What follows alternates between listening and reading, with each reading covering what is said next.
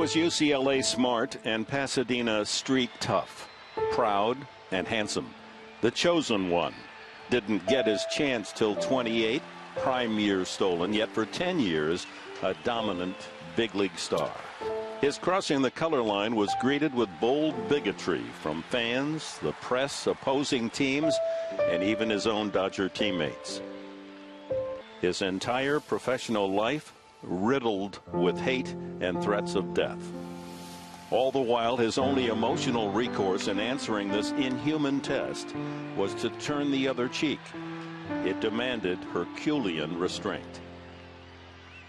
The only place for defiance and retribution was on the playing field, where Jackie could and did answer with aggression, hitting with authority and purpose, and sliding with menace. Oh yes, he played hard, all the while with a self-imposed governor on his heart.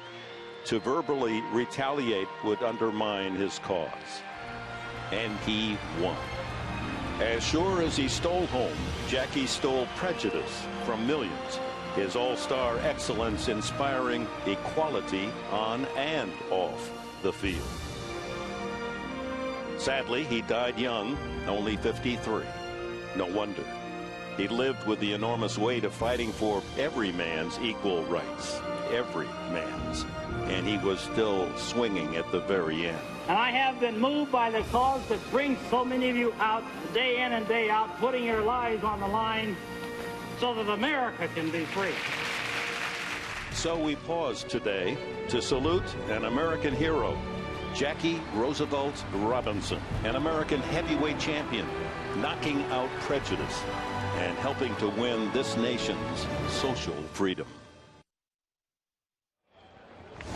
Well, in Cincinnati and every major league ballpark all across America, we recognize number 42, whose jersey was retired by every major league club back in 19.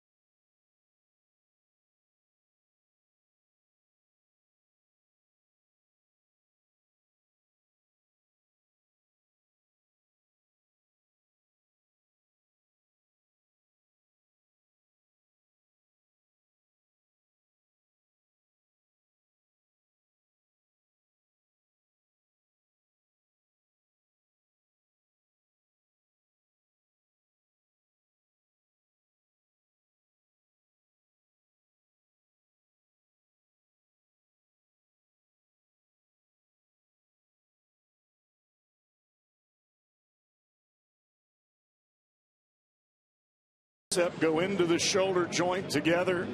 It's created some inflammation, a little bit of tug. Hopefully it won't last long. Now, Justin Freeman has been brought up from AAA to pitch out of the bullpen. He had been closing down at Louisville. You can rest assured the Reds will make another roster move.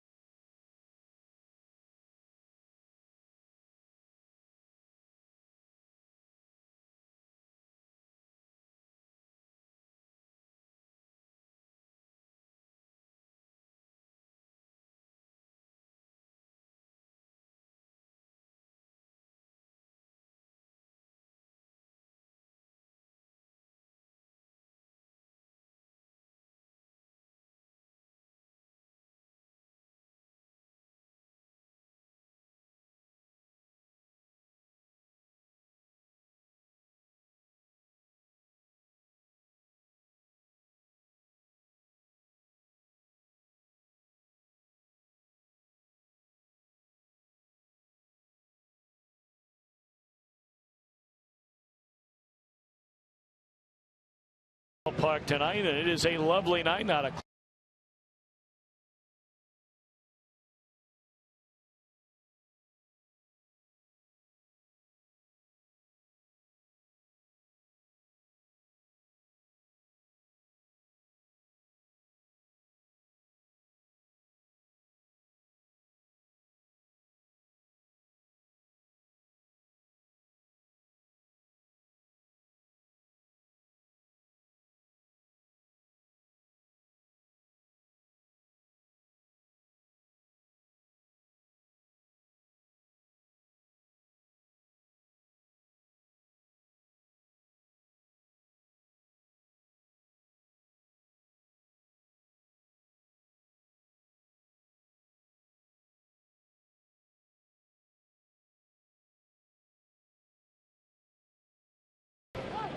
So we get our first look at Ben Revere. Came over in a deal for Vance Worley from Minnesota.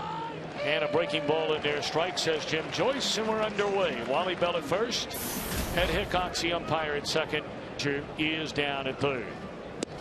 Revere speedy. Slap hitter. Not a very good on base percentage, but boy, once he gets on, he can cause a lot of problems. Already 5 stolen bases to begin this year. And that's not his game, lifting it in the air. Heisey's got it, 1 out. Let's take a look at the Reds defensively, presented by your Ford dealers. You've seen Heisey. Chew to his left. Jay Bruce to his left. Frazier, Cozart, Brandon, and Votto along the infield. Arroyo and Ryan Hannigan, the batter.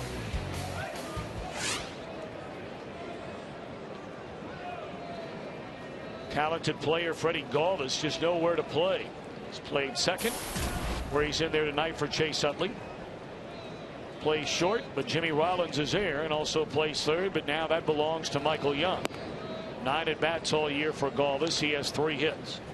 Believe it or not, Freddie Galvis was the opening day starter for the Phillies last year, with Chase Utley having to start the season on the disabled list.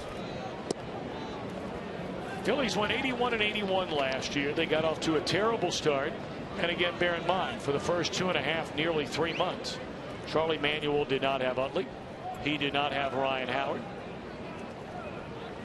From July the 13th on, they played like the Philadelphia Phillies. They were 14 games over 500, but far too little and way too late. But as we know, Tom, and as the talk has been around here in Cincinnati, a win in April is just as important as it is in September. Of course, the Reds are looking to try and end a 5-game losing streak. It was 1 week ago today. We were in St. Louis. Reds scored 9 runs in the 9th inning to batter the Cardinals, and they were 5-2. That was the last time they won a game. And a tremendous homestand to begin the season, especially against the likes of the Angels and the Nationals. You wonder if the emotional high of that homestand or the drain took it out of them. 3-2 pitch and banged into center field, a base hit for Galvis. What a career as a Philadelphia Philly it has been for the man who walks to the plate now, Jimmy Rollins. One of the great players in the history of their franchise. He's played more games at short than anybody. Second all time in extra base hits, second in doubles, second in total bases, second only to Michael Jack Schmidt in games played. And he's in the top 3 in everything else. Hits, triples, stolen bases. But look at Brandon Phillips diving to his left and taking away a base hit for Jimmy Rollins. Well, regardless of how the road trip went, this has not been an issue, and that is defense. The Reds have flashed Gold Gloves all over the place in this infield.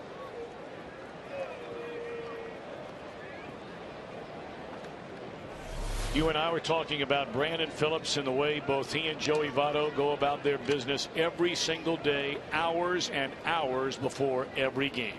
Nobody sees the 60 to 70 ground balls that these guys take every day. And Brandon a lot of times taking a lot of ground balls with a glove that looks like a board just to soften his hands. Votto doing the same. One more out to go here in the opening inning, and it looks like they're going to get Ryan Howard. First pitch swinging, fly ball. And Chu calling off Heisey, and the inning is over. Wynn pushed that ball towards left center field. One hit, a man left. Reds are coming up.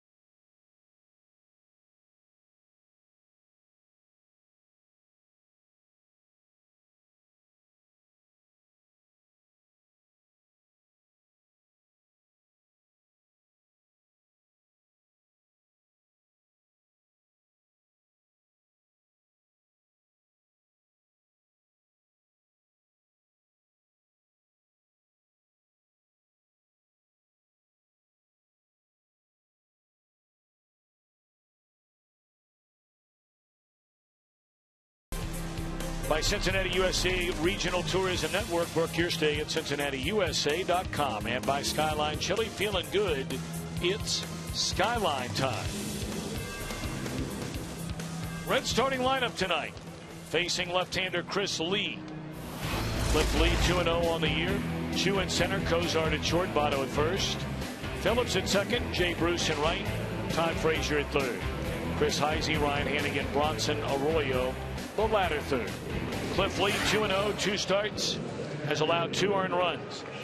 And doesn't walk anybody. This guy has yet to put anybody on base with the free pass. Last year, led the major leagues in the fewest walks per 9 innings pitched. He's going to throw strikes. The Reds will need to be ready to swing the bat.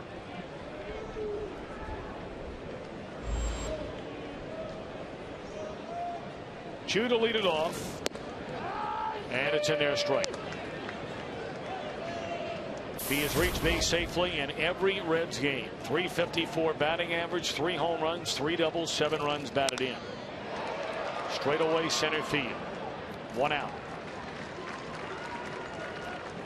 Philadelphia on defense, presented by your Ford dealers. Revere in center, Dominic Brown in left, and Lance Nix in right. Ryan Howard, Freddie Galvis, Jimmy Rollins, Michael Young coming over from Texas, now their third baseman. And while their catcher Carlos Ruiz serves a 25-game suspension to begin the year, it's Eric Katz hanging a sign for Cliff Lee. There are very few catchers the size of Eric Kratz. Big man. He is a monster. And if you leave it in the wrong place, he can hit it like a monster. 0-2 to Zach Cozart. Hard to believe Cliff Lee last year won 6 games. Lost 9. He had 9 consecutive no decisions to start the season. Cowboy brought up earlier. Led the major leagues in fewest walks per 9 innings. Led all major league pitchers in strikeout to walk ratio. Top 10 in the National League in ERA and strikeouts. His last 9 starts of last year, he struck out 65 and walked 4 batters.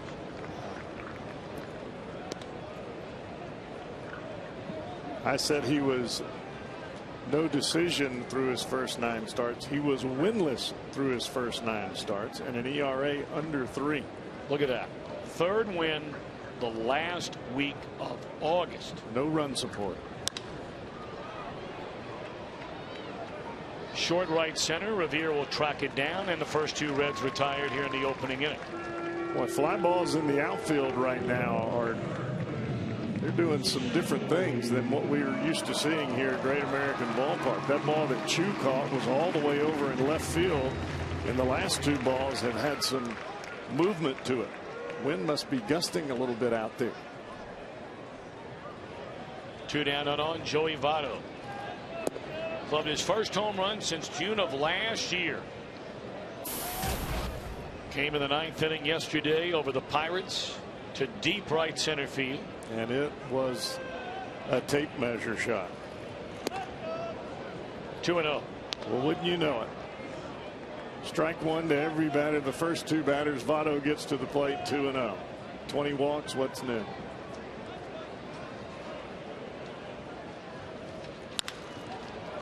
And what else is new? A base hit in the center field on a 2-0 pitch.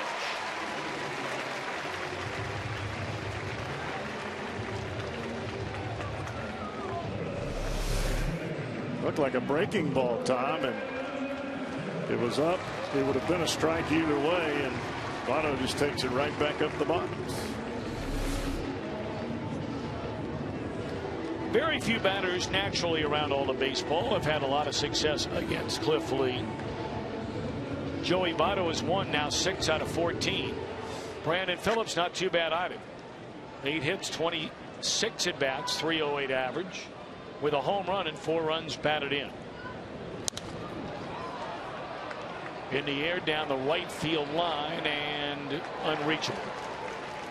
Cliff Lee works awfully fast, can throw 3 pitches for a strike, and almost to a given batter one of the first 2 pitches, save for Joey Votto, is going to be over the plate.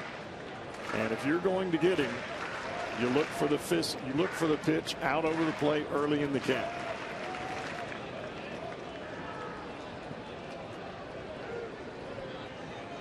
Those are the numbers for Phillips against Lee. Fastball up and away, but a good start to this year for Phillips. No 2 ways about that. Team leader 4 home runs. Team leader 14 runs batted in. And that's after starting the season in the number 2 spot right out of the gate until midway through the first game when Ryan Ludwig got hurt. That is a fair ball. And a force out will end the inning. A hit, a man left. We played 1. And we are scoreless in Cincinnati.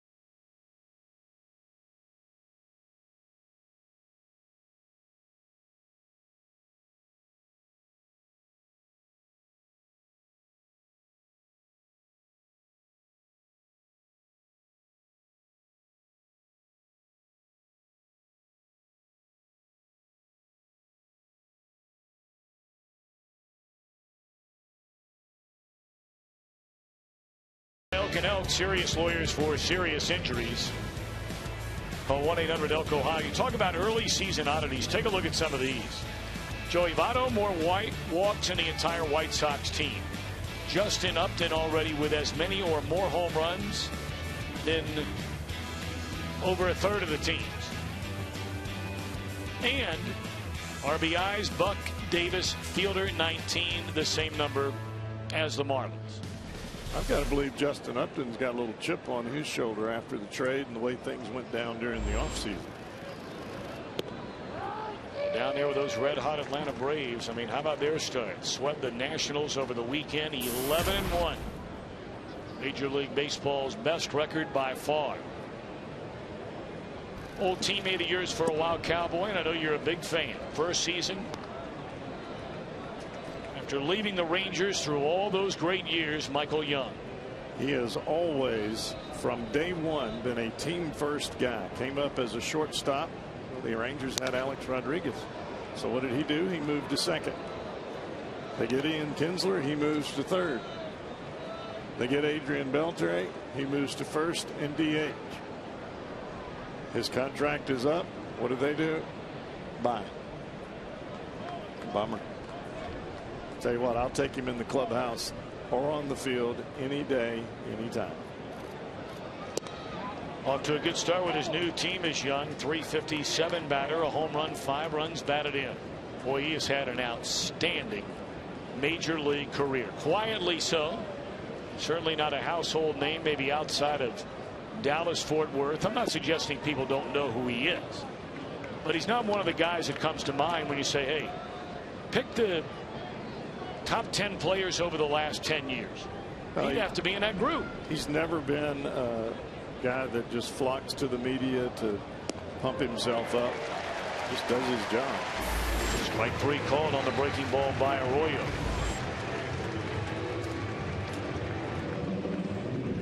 Slow breaking ball, and when you're facing Bronson right out of the gate, tough to pull the trigger on that.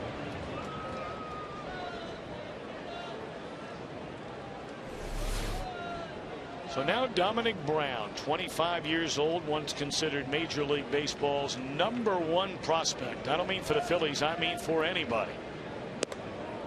And many feel this is his final shot to prove he can do it at the big league level, at least in a Phillies uniform.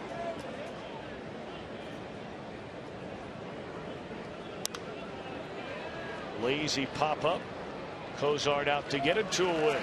Well, the first thing that Bronson Arroyo visualized from Dominic Brown was that front shoulder when he started him with a first pitch changeup. Dominic, you could see the whole front part of his body. So instead of going to a fastball or anything that would be inside, he gives him another changeup and he hits it off the end of the bat. Young players fall into that trap a lot, wanting to hit the ball out of the ballpark every time they come to the plate. So now 32-year-old native Texan Lance Nix spent 2009 and 2010 with the Reds, part of their National League Central Division Championship team in 2010, and he had a lot to do with it.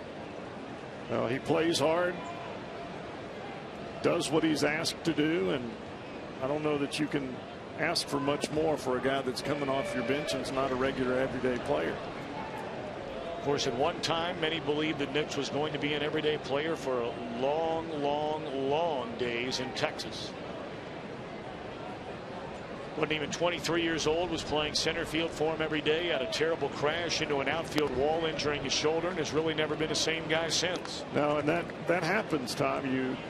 You get that injury before you're ever able to give your full effort on the field, but you've got to admire the comeback of Nix. He's made the most of his career, even having the shoulder issue. I mean, he is built big time.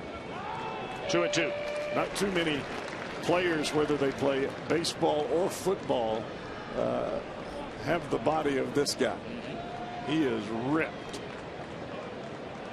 Well, that Philadelphia Eagles defense could have used him last year.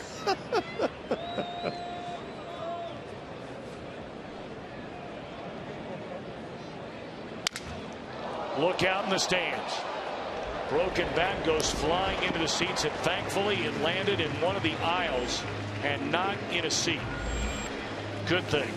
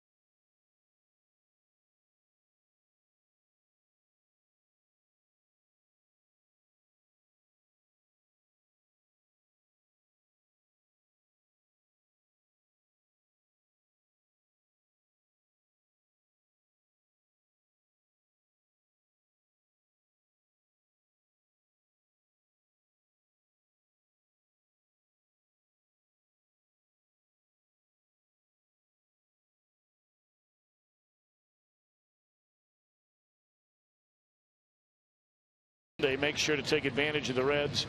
4 for 48 ticket offer, plus the first 8,000 kids 14 and younger get a Reds sports band thanks to Tire Discounters. Reds and Marlins beginning on Thursday, a 4-game series. 381 Reds, a number to dial, or log on to reds.com/tickets. Beautiful night for baseball here in Cincinnati, and the Cowboy is in the house tonight.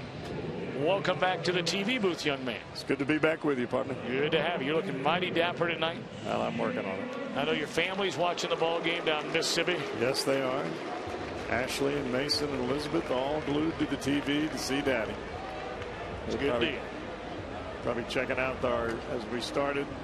My son always thinks I'm waving. I'm holding the mic. Well, you're allowed to wave to him. If you know he's watching, I mean, it's all right. Nobody's going to hold that against you. We'll do it tomorrow. Fair enough. First pitch swinging and banged into left field. That's a nice piece of hitting right there by Jay Bruce, and he's aboard to begin the bottom of the second inning of a scoreless game.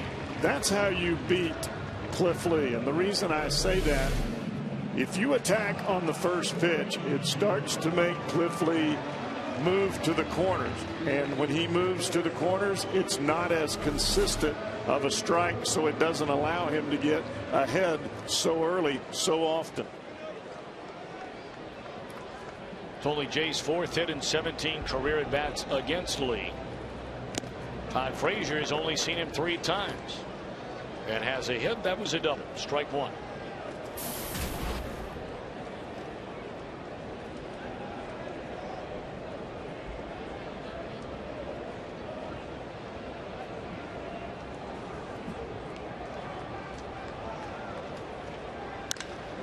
Hit hard into deep right center field. This will be caught. A diving play by Revere.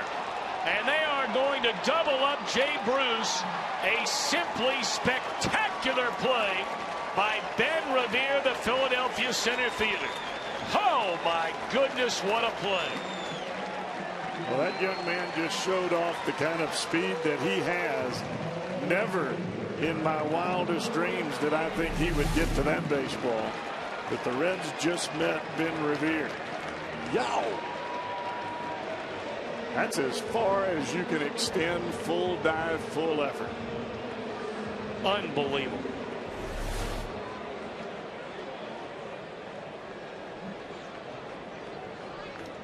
Absolutely unbelievable.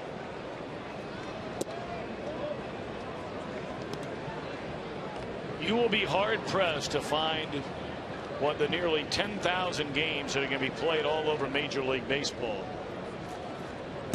to find a play the rest of this year better than that. Heisey pops it up. Take a look at this one more time. You're going to see it all over the place for the next 24 hours.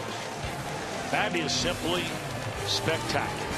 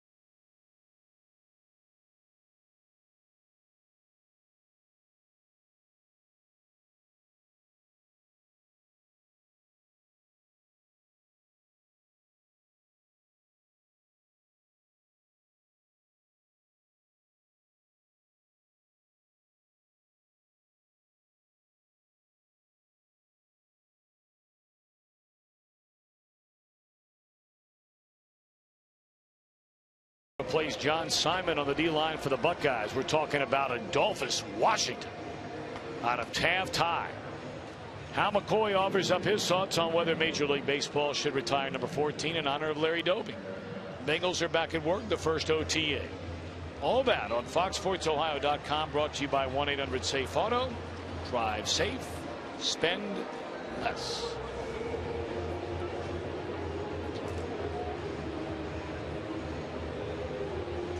Hard to believe the Reds are not up at least 1-0 in this game, but what a play by Ben Revere.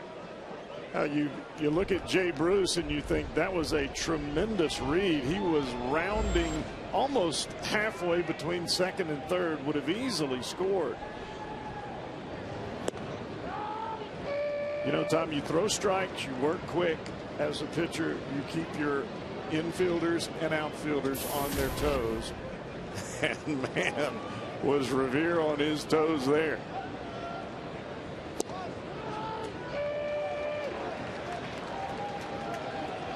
Begin the third inning, scoreless game. Eric Kratz, 32 years old, been in the minor leagues for a long time. Before this year, actually before last year, he had only played in 11 major league games. Fly ball into center field. Shoes got it.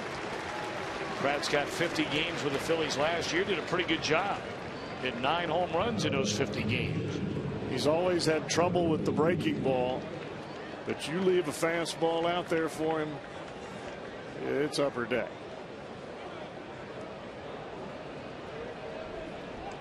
Cliff Lee is 1 out of 6 as a batter so far this year with an RBI. And Arroyo going to work with 1 away and nobody on. Strike 1. 2 very quick working pitchers today. Arroyo from the Red side, Cliff Lee from the Phillies, and they throw strikes.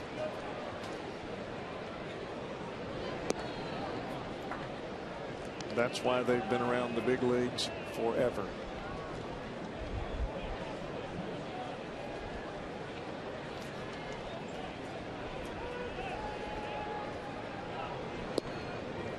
Because Arroyo has been the Iron Man since the Reds acquired him for Willie Mo Pena and money back in 2006 from the Boston Red Sox. Among all major league pitchers, all of them. As that one's in the air to right. Playable for Bruce, 2 away. Arroyo second among all major league pitchers in wins since that time. First in starts. He's never missed a start, minor leagues or major leagues. And second in innings. Second only to Matt Cain since the 2006 year. It's awfully difficult to get a starting pitcher this day and age that you know you can count on giving you 200 innings year in and year out. And the only year that you could say Bronson didn't get there was the 199 inning year. And in my mind, that doesn't really count.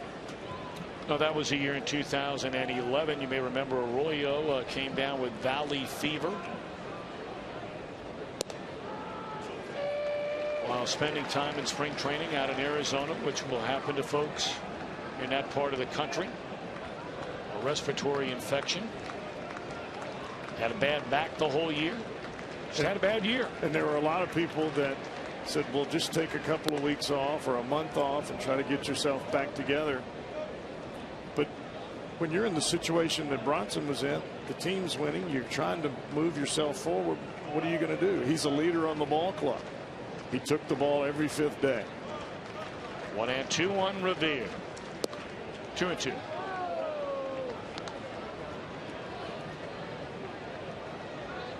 I think you have to really admire what Bronson Arroyo has done since coming to the Reds, and doing it by just pitching, the ultimate art of pitching, adding and subtracting. The entire Reds defense made 2 steps towards a first base dugout, meaning they thought it was strike 3.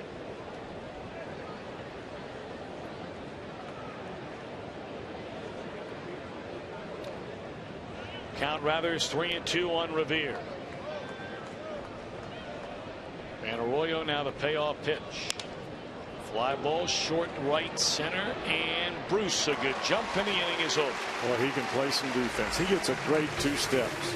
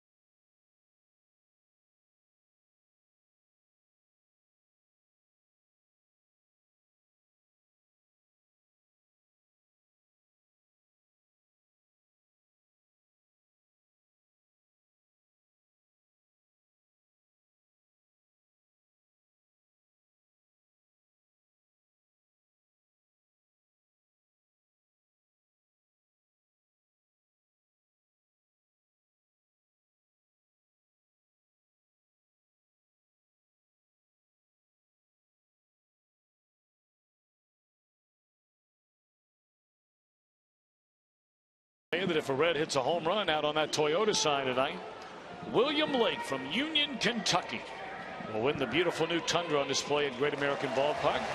Why not register for your chance to win in an upcoming game? To stop by your Cincinnati and Northern Kentucky Toyota dealer. The ball that Joey Votto hit in Pittsburgh, albeit in a losing cause yesterday, that would have been pretty close to that Toyota sign.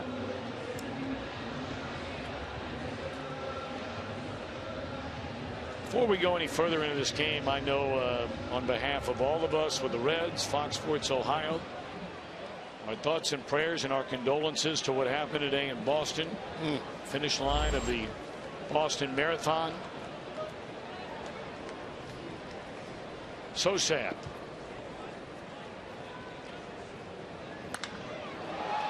Ball in the air, right center field, and Revere still drifting, and he makes another spectacular play.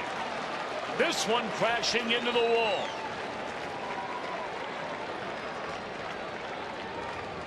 Well, you could see the smile on Jimmy Rollins' face as he took the throw back in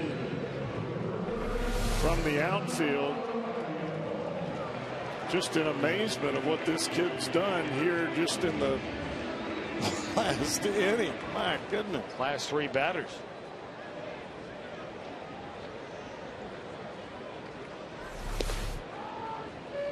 I mean, we're not talking about pop-ups either. These balls have been tagged.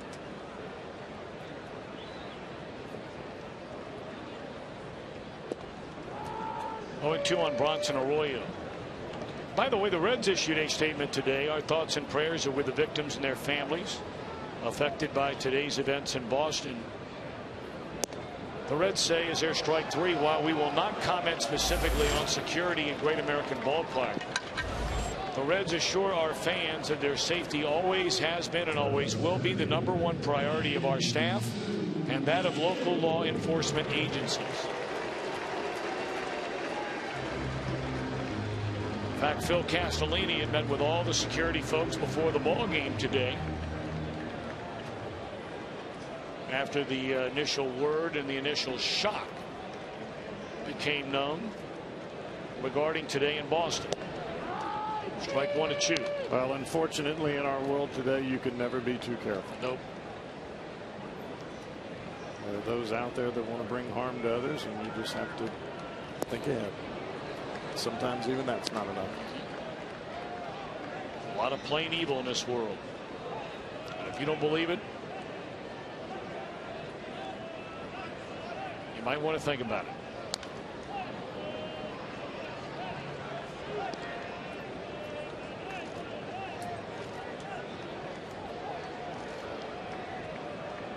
That was an emergency swing there from Chu on the 2-strike breaking ball.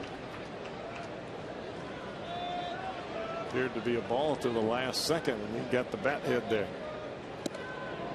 That one nearly got it. Chu has been no stranger to being hit by the pitched ball here early in the season.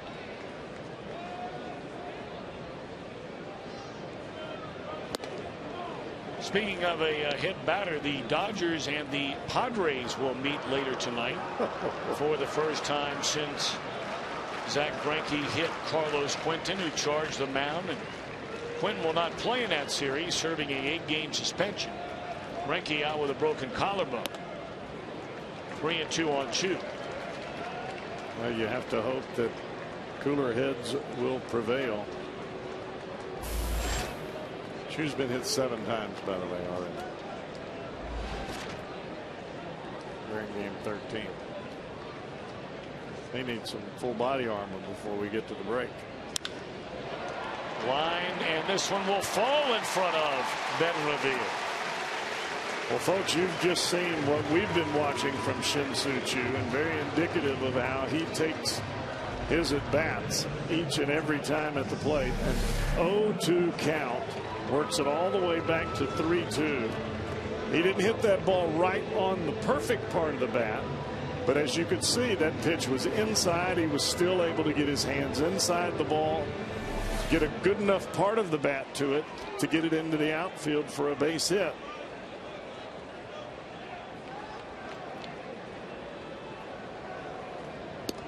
Ball 1 to Kozar. Reds have hit some balls hard here tonight. Votto a base hit. Bruce a line drive into left. Frazier that drive on the great diving catch by Revere. Hannigan a moment ago. Now Chu. But no runs. Started 2, laid off. They appeal, and no. 2-0 on Kozar.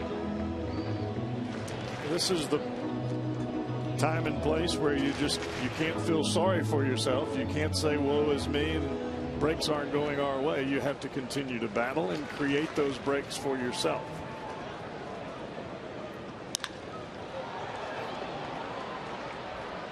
Easy try for Revere this time, and that'll do it. A hit, a man left. 10-3. No score from Great American Ballpark.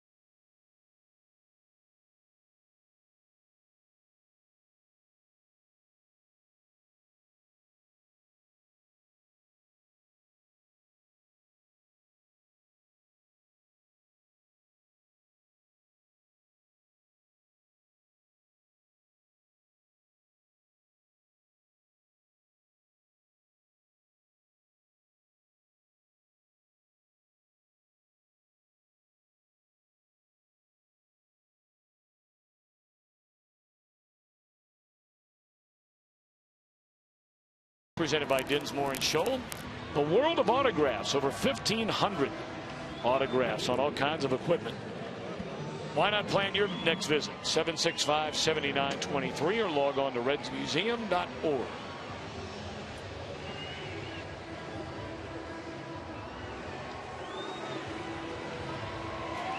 Reds almost had an unfortunate incident there. Hannigan threw the ball down to second base.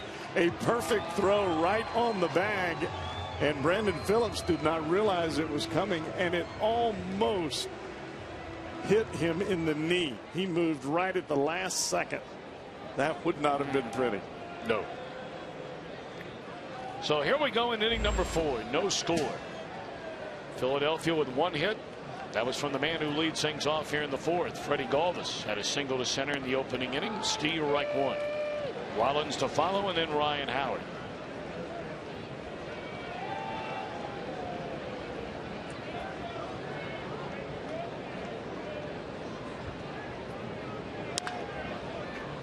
Had him way out in front. Rolls over one at Brandon. 1 away.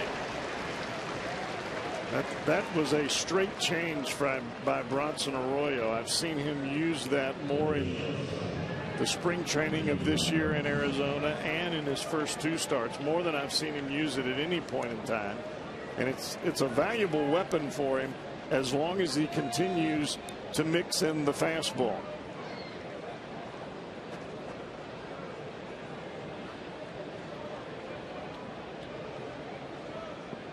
Rollins had a base hit taken away on a great play made by Brandon Phillips, diving to his left in the opening inning.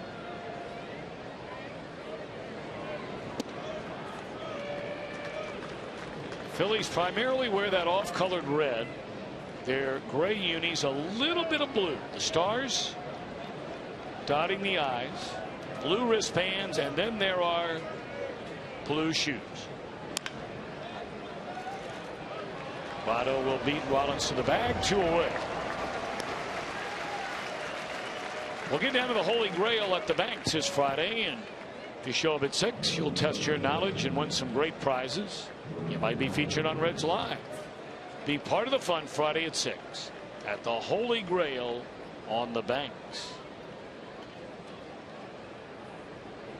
Every time I go by there, that place is happening. There's a line out the door. The place to be. Got all those new restaurants and bars and condos, apartments right there next to the ballpark. Seems like there's a new restaurant popping up at the Banks every time you turn around. 2 down for Ryan Howard. He flied out to center field his first time up. Strike 1.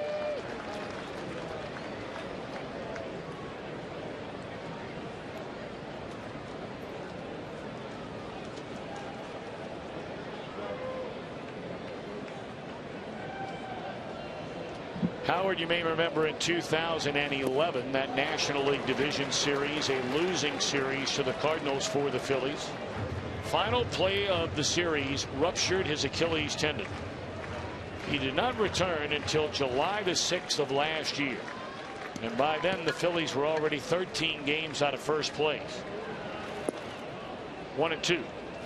And you can see when he is running now the effects of that injury. I don't know that he'll ever be back to the way that he ran before. He's able to hit the ball fine and able to move around on the field, but the running, you can definitely tell.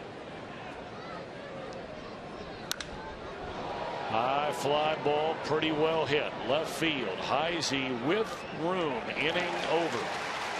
1, 2, 3, 4. Arroyo. Reds will bat. Votto, Phillips, and Bruce coming up in a scoreless game.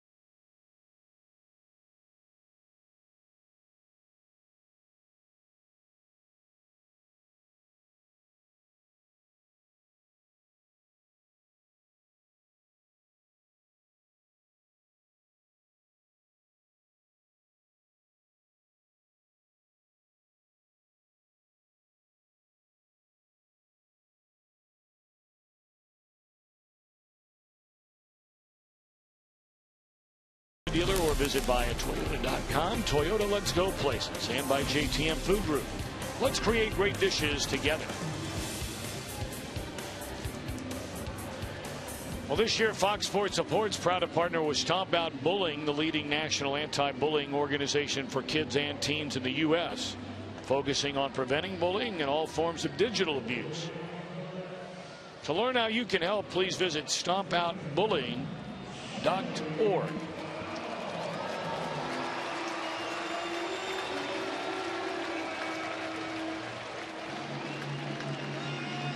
Cliff Lee climbs a hill, will face the heart of the Reds order. No runs, 3 hits, 2 left for Cincinnati. No runs, 1 hit, 1 left on base for the Phillies against Bronson Arroyo. Votto has 1 of the 3 hits.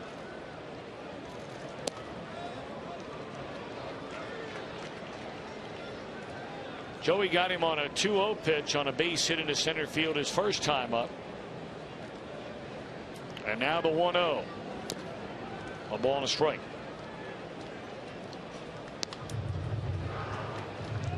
Talking about stomp out bullying, Tom, whatever happened to just being nice or treating others the way you wanted to be treated?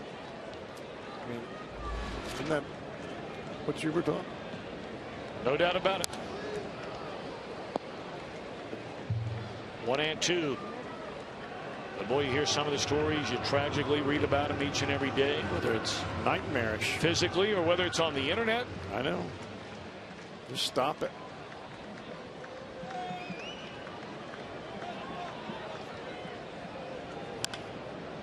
Still 1-2 to Votto. Story tonight has been young Ben Revere. Grew up just down the road in Lexington, Kentucky. Graduated in 2007 from Lexington Catholic High School. 2-time Kentucky Baseball Player of the Year. And he has made 2 unbelievable plays here tonight. Votto knew that was strike 3. 1 out. A little more aggressive pitching this go round by Cliff Lee to Joey Votto. Breaking balls early, paints the fastball, just catching the outside corner with that pick.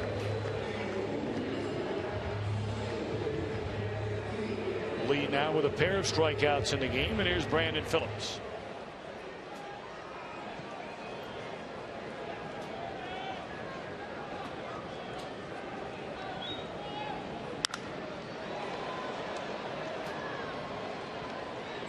Tom, you look back on some of the games from Cliff Lee, not only the first couple of starts here in 2013, but really throughout his career.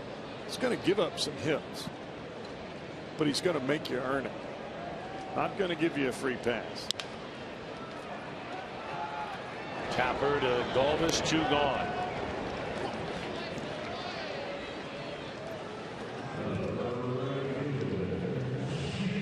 Well, perhaps some of you just tuning in, and maybe you're just becoming a baseball fan and you're wondering why everybody is wearing number 42. For the rest of you out there that know all about it, you certainly know today is Jackie Robinson Day in Major League Baseball.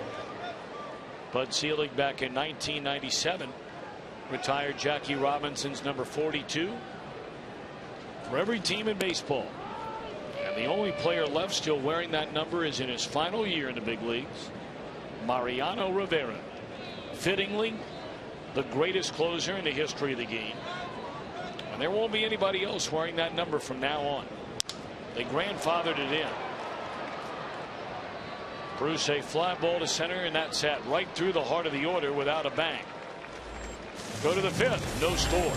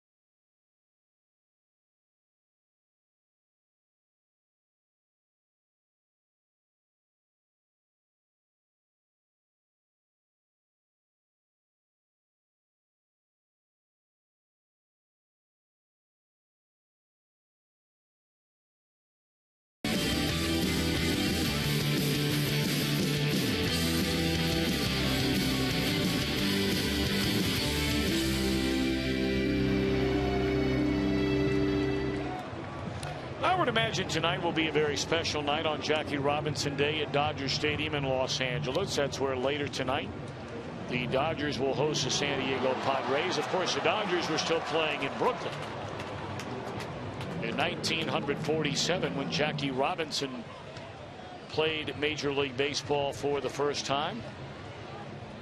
And that leads us to our AT&T trivia question for tonight. Who was the last Reds player to wear number 42 in a season?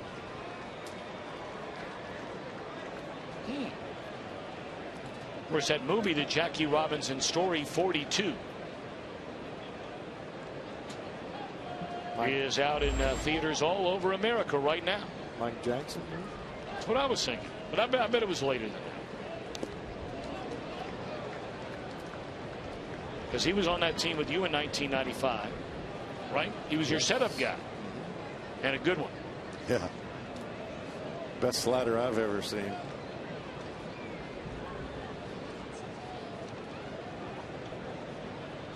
Michael Young to lead things off against Arroyo here in the 5th inning. No score in the game.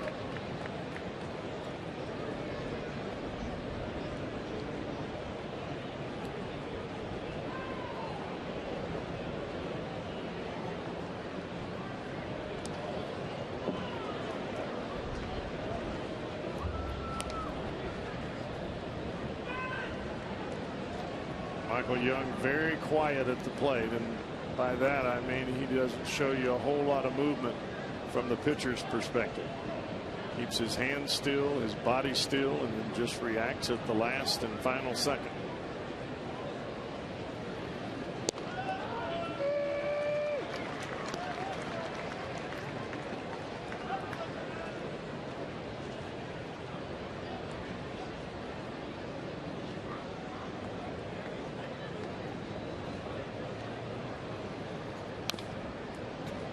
Thought I read somewhere earlier where your old teammate Mike Jackson was the last Philadelphia Phillies player to wear number 42.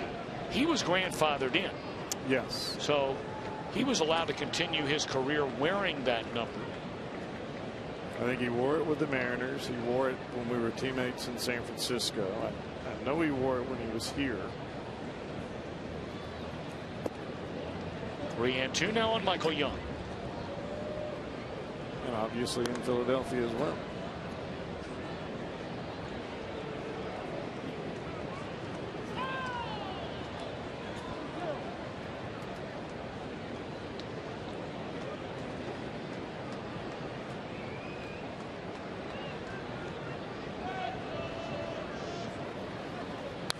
It's 1 run and fouled out of play. I guess technically, if you're talking about being in a Phillies uniform, Galen Cisco, who still lives up in St. Mary's, Ohio.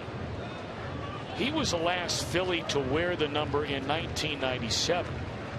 Now, the 97 rule was grandfathered, meaning a player who had worn the number could retain it until that player retired. So Mike Jackson, who signed as a free agent, as there's a base hit into center field back in the year 2000, but he did not pitch in a game that year due to injury. So as far as being on a roster with that number, Jackson was the last one, but in uniform was pitching coach Galen Cisco. He was my pitching coach there.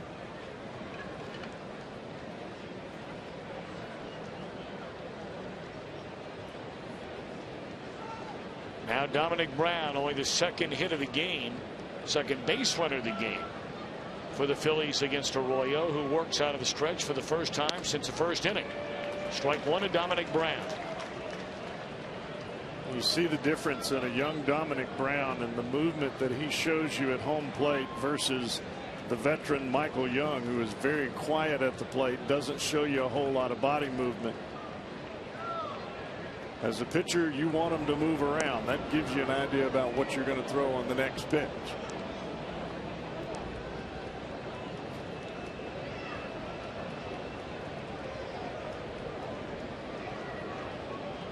Front shoulder wide open. I'm going away.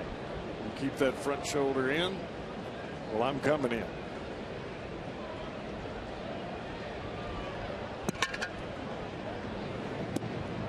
Breaking ball off the outside corner. 2-1 to Dominic Brown.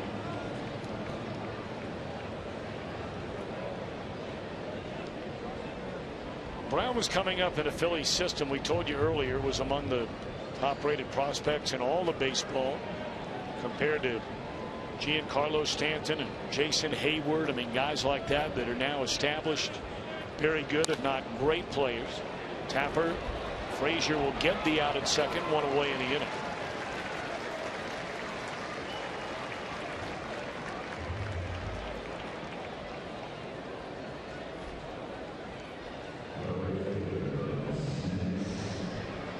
Cardinals not fooling around tonight in Pittsburgh. They got a run in the first. Pirates tied it in the bottom of the first. The Cardinals put up a 7 spot since then and lead 8-1 that game in the third inning.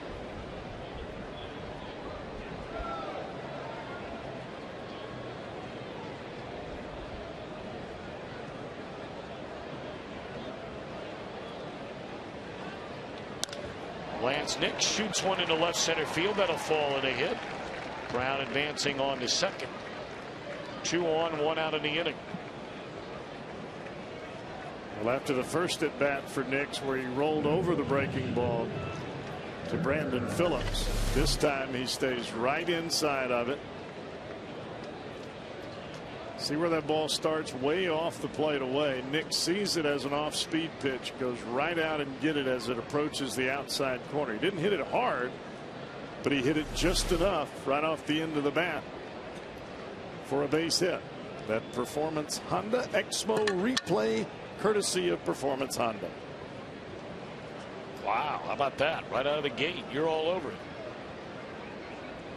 Tell you, the sales guys, they can try and throw you for a loop, but brother, it's just not going to happen. Stop it.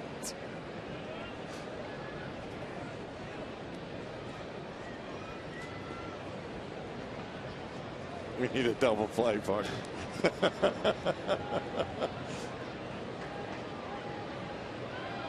Big Eric Kratz. Flied out to center field, his first time up, his only time up. 2 on, 1 out. Breaking ball low.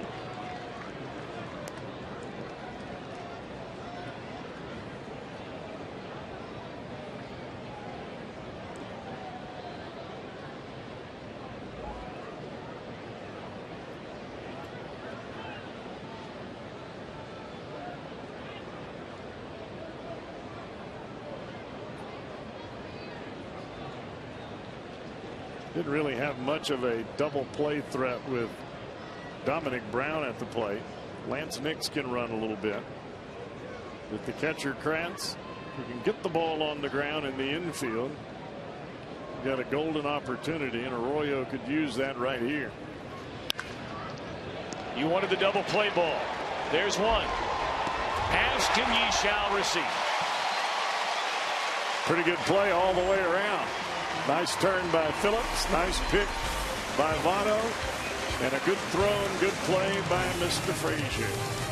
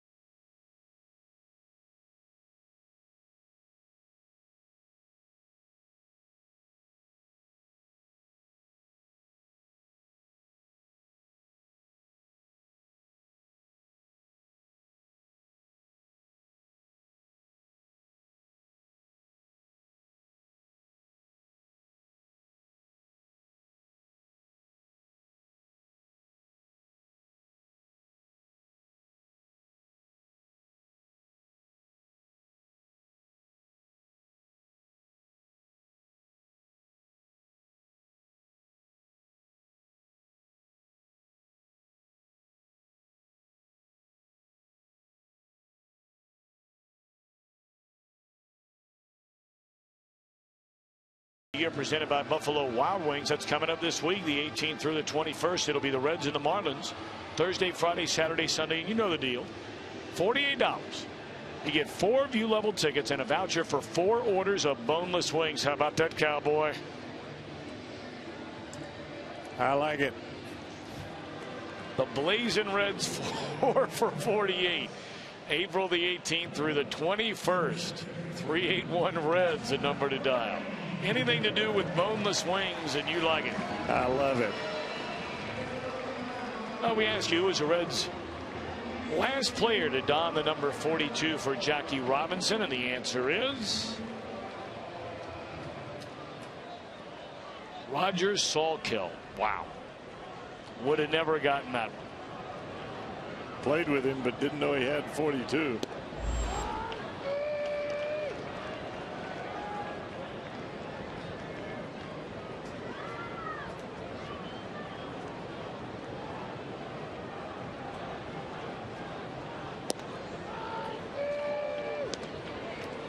He made 29 appearances that year for the Reds, 19 of them as a starter. Todd Frazier to lead things off, Chris Heisey and then Ryan Hannigan to follow. No score. Arroyo v. Cliff Lee here tonight. Frazier was the one that hit that rocket into right center field. And perhaps the best play that'll be made in baseball this entire year was turned in by Ben Revere.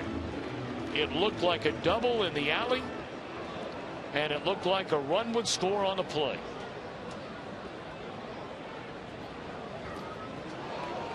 Swing and a miss, and Frazier gone on strikes. And if you weren't with us, here it is. Real speed. So many times, Tom, I think you get caught up in the speed of the player and not just those first couple of steps. And this guy, Revere, not only gets the quick break on the ball, but has the speed to go with it to cover the excess ground. He runs like one of those Lexington thoroughbreds that are rounding the track down there at Keeneland right now. I didn't think he had any chance at all to get to that ball. No. And we have a pretty good view up here. Yes, we do.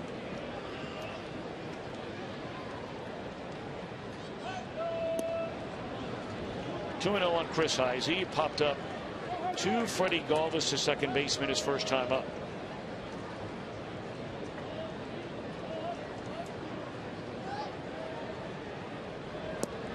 Certainly are a lot of areas where the Reds need improvement. Their starting pitching has not been all that good. Their relief pitching has been spotty at best. Already of their 7 losses, 5 of them have been hung on the bullpen. But from an offensive standpoint, left field is an area that needs to begin producing. Granted, you're only 12 games into the year. You lost Ryan Ludwig on opening day, but we brought it up. Second day of the year, this is Heisey's big shot right here and right now. That ball hit hard, but bad luck for him, and it nearly airmailed Dominic Brown. 2 away in the inning. Part of the reason, Tom, that you want to have some regular production out of your left field spot is because you're so used to having that production from a guy like Ryan Ludwig. Not only does it help you in the individual ball games, but it helps you confidence-wise going into the game. Everybody's comfortable, and you don't have to have a revolving door in left field and wonder who's playing, who's sitting, what's going on. I mean, really, you've got 3 positions right now in this Reds lineup, and that doesn't even include the pitcher, that are having a very hard time getting base hits. Cozart has 7. Heisey has 7, and Hannigan has 2.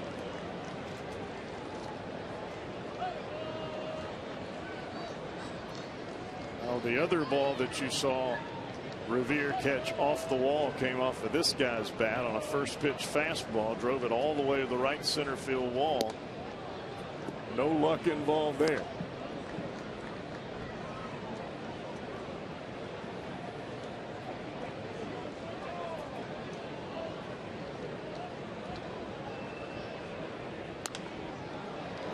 Still a ball and 2 strikes on Hannigan. Each team with 3 hits. Each team has left 2 men on base. Neither team has scored. We are in the bottom of the 5th inning.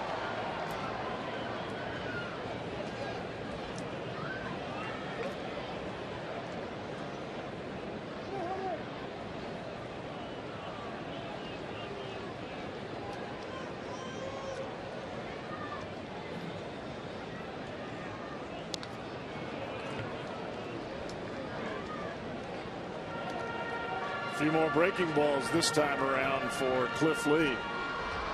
Getting ahead with the fastball, establishing the fastball early in the ball game, getting hitters to look for that fastball. Now he's starting to go to the off-speed stuff.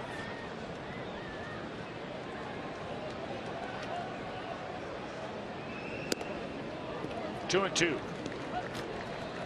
Well, the Reds are hoping to get right on this homestand. I mean, you don't take anybody for granted, not when you've started slow out of the gate. Phillies a .500 team in for 3. The Marlins have had a rough start. They're in for 4, and then the Cubs are here for 3. Hit hard, but right at the right fielder Nicks, and the inning is over. 1-2-3 for a second straight inning. Still no score.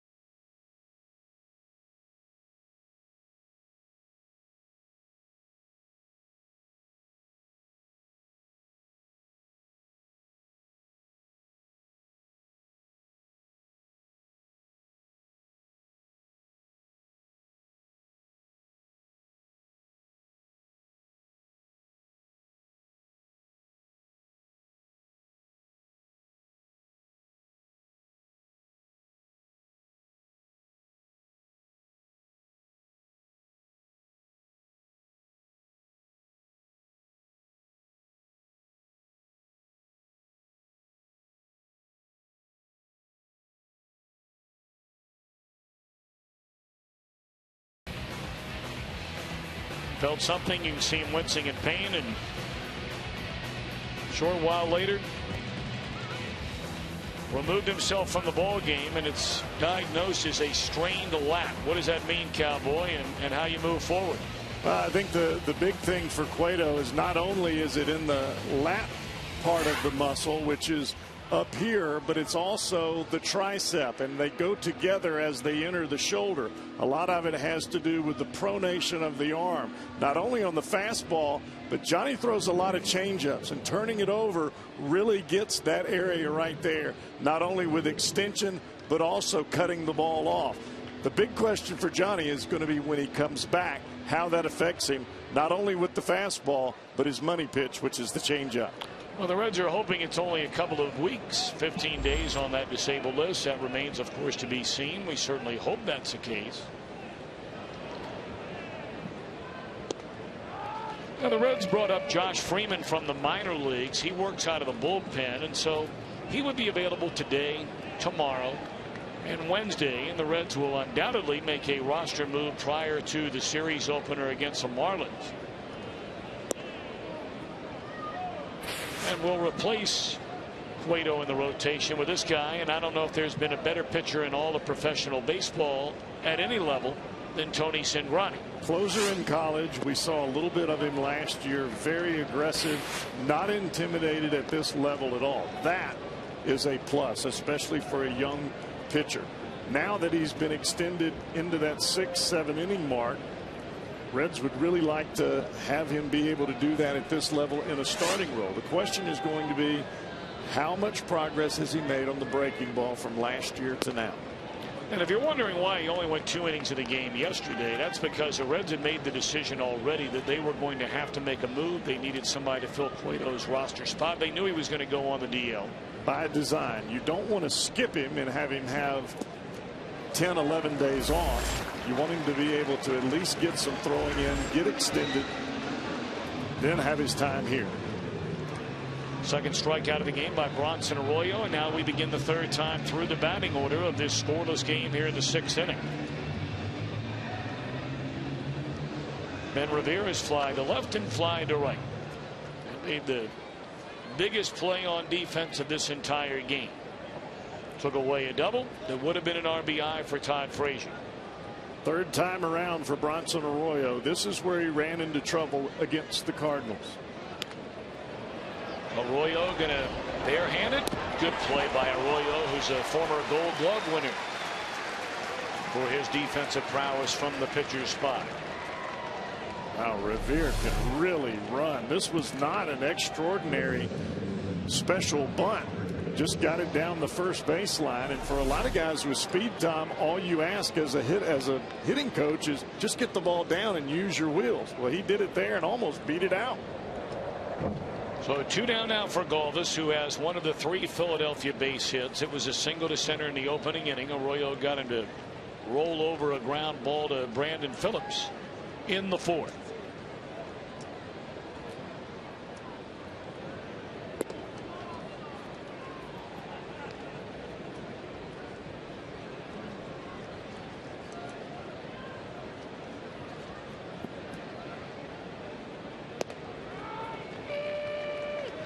It's one thing, Tom, to know that you're facing a starting pitcher that throws a lot of breaking balls and a lot of off-speed stuff, and then try to make contact with it.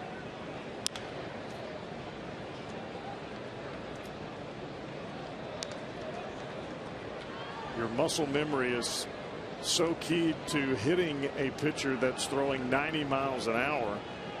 Short, quick to the ball. Sometimes being short, quick to the ball against Arroyo makes you pop it up. The bat's already there, your body's going forward, and the ball's not there yet.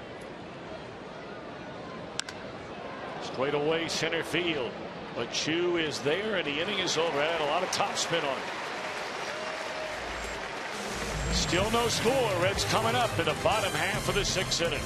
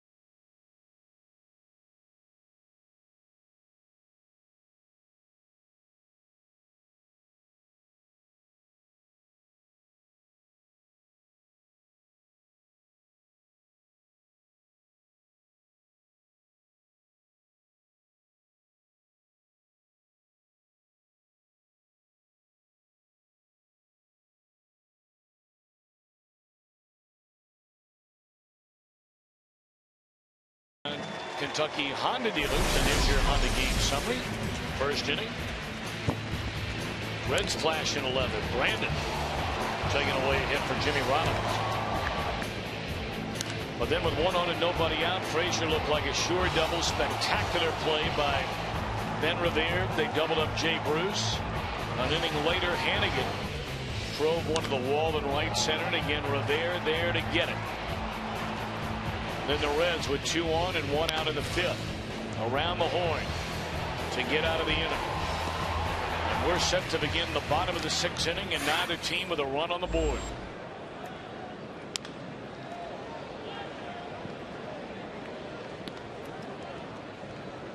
Bronson looked at strike 3 his first time up. Top of the order next, Chu and then Kozai.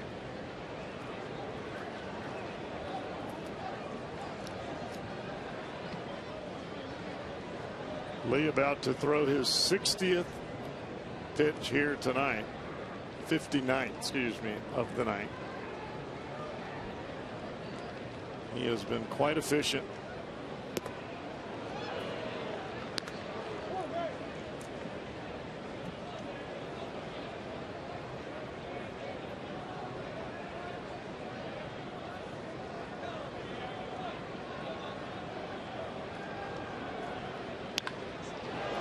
Foul. Lee has still not walked a batter this entire year. 21 2/3 innings. He has struck out 17 without a walk. I don't care how good of control that you have. That is a phenomenal feat. That ball hit the ground. That is not strike 3. Arroyo is still in the batter's box. Home plate umpire saying that ball hit the ground. Lee now for the second time going back to 2009 has gone 163 plus batters, now 165 on his current run without a walk. I was there the night Greg Maddux ended at the 244. 244.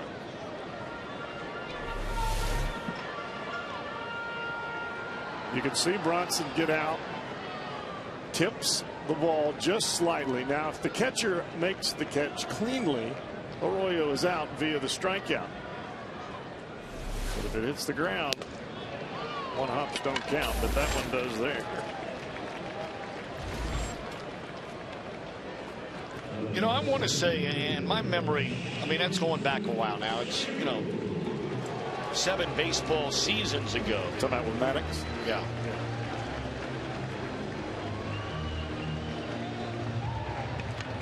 No, he had another long one. It wasn't that one of 244. That was 07. You and I were back working for the Reds by then. The incredible part about Maddux is that he threw not only strikes, but he threw strikes with a moving fastball, a cutting fastball, the changeup. I mean, it was just every pitch he threw had some part of the home plate.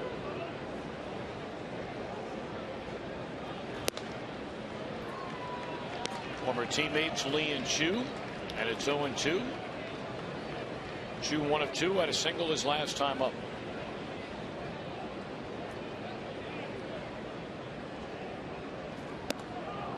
Seems like 1,000 years ago Lee was pitching for the Indians. That was only in 2009, but he's been with the Phillies, the Mariners, the Rangers, then the Phillies again since then.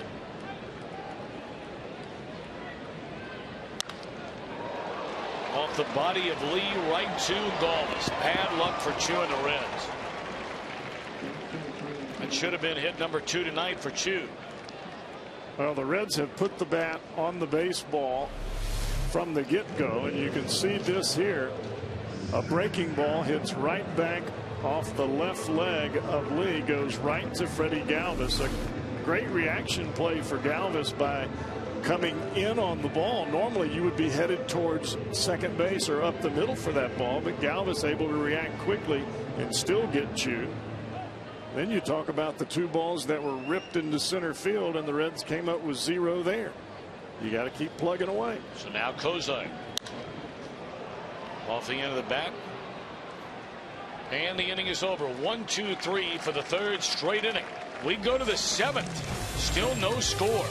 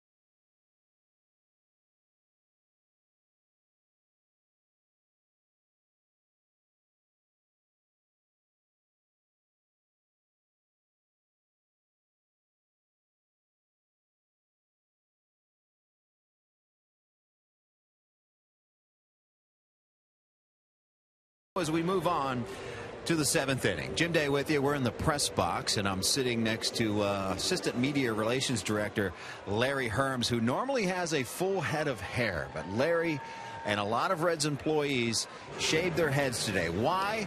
And a salute and support for Reds employee Chris Harrell. Perhaps you've heard the story, needing a bone marrow transplant. And tomorrow he will start chemotherapy. And a bunch of Reds employees got together to support Chris and got their heads shaved before Chris has to endure the chemotherapy, which starts tomorrow. They took a group photo, a employee photo, lots of signs, thinking about Chris every day. Just a terrific thing for the Reds employees to do. And everyone from Fox Sports Ohio and the Reds family, we send out our best to Chris Harrell. Buddy, I know you're probably watching. We're with you. Stay strong, guys. Amen to that. Amen to that. Chris and I were coaching basketball teams against one another this year. He had that Milford group, and he just heard the news and was out looking for a donor. We understand the donor was matched all the way over in Germany. Wow. So, Chris, our thoughts and prayers are indeed with you. Well, you think about the situations with Mark Berry and his family, and Chris, thank the good Lord for your blessings. No doubt about that. Well, apparently, you know, like your little one at home, when they see those new pair of sneakers and they're like, Daddy, they make me run really fast. Yeah, I know that. Well, apparently, there's a ground ball to Votto and throws it over to Arroyo. The last time up, when Rollins hit that ball down to Votto and Votto beat him to the bag, apparently those blue shoes did not make him run fast enough. So he went in to get those white ones in between innings. Look at those babies. Yes, he did. You know, I remember a receiver many years ago playing for the Houston Oilers. We know who he is. Billy White Shoes Johnson. Yeah. And he could low fly, as they say. He was something. No doubt about it. Not only a receiver, but also returning kicks and punts.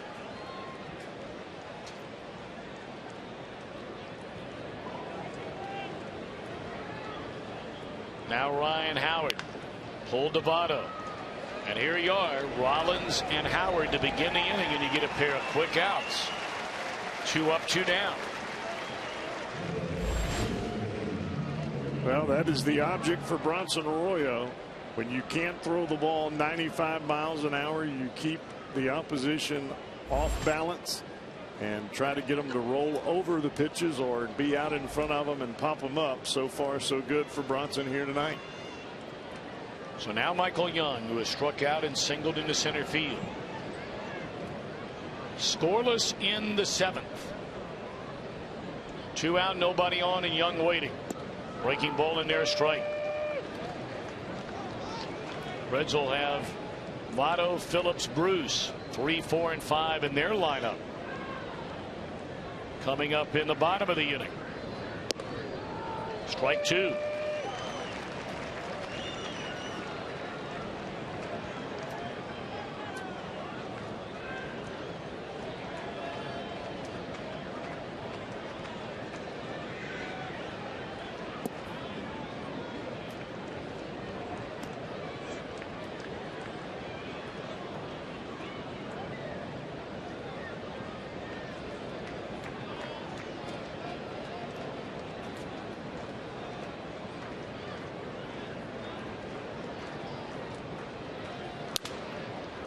Sounded like a broken bat off the end of the bat. Yep, he'll go get a new one. That's the first fastball that Michael Young has seen from Bronson here tonight. It was 89 miles an hour up and away, and Young not taking any chances on that ball coming back to the outside corner for strike 3.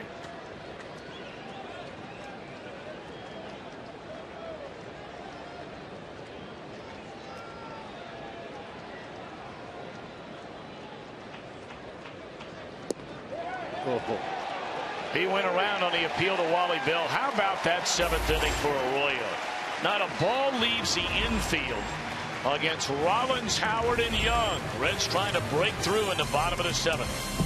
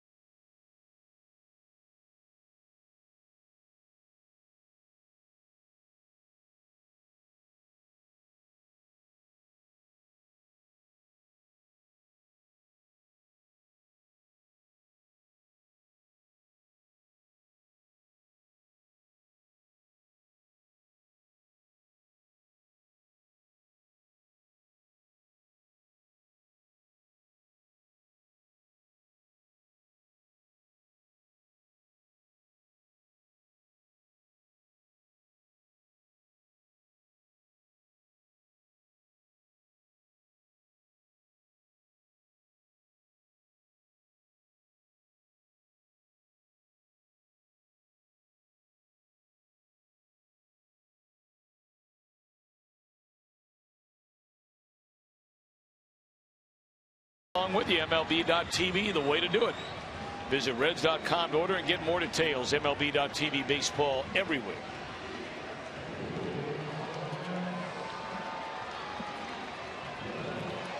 All right, heart of the order coming up for the Reds. No runs, 3 hits for the Phillies. 2 men left on base. Those totals identical for the Redlegs against Cliff Lee. And at this point, Tom, neither pitcher showing any signs of fatigue.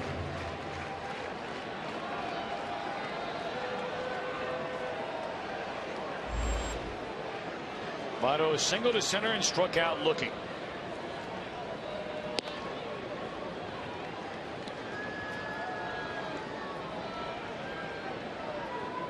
Lee with straight 3 strikeouts. Arroyo. Or Lee with 4, I beg your pardon. Arroyo with 3. And neither pitcher has walked a batter tonight.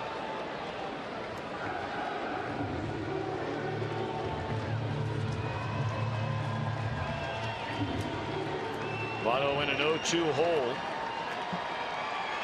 He was the best 2-strike hitter in baseball a year ago. Not easy to do. Started 2, went around on the appeal.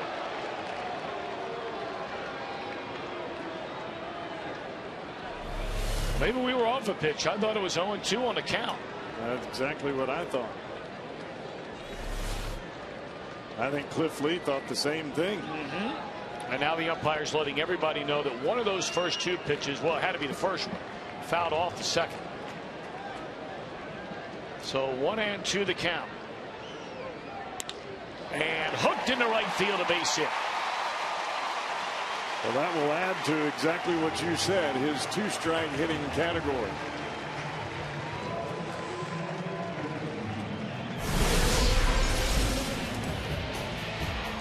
First pitch to Joey Votto tonight.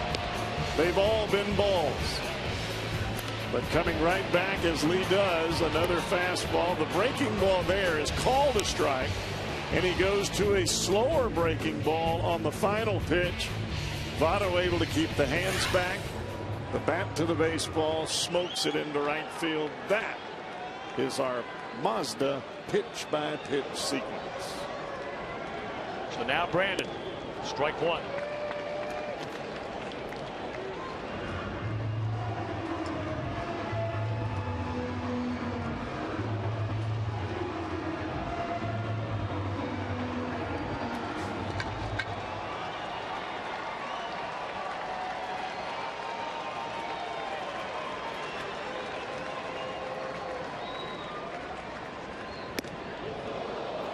He went around and Phillips behind at the count 0-2. Fastball up and in. Phillips trying to gear up for the fastball to get the bat head out there. Brandon's already hit 4 home runs and was looking to get the bat head to 1 there, and it was up and in.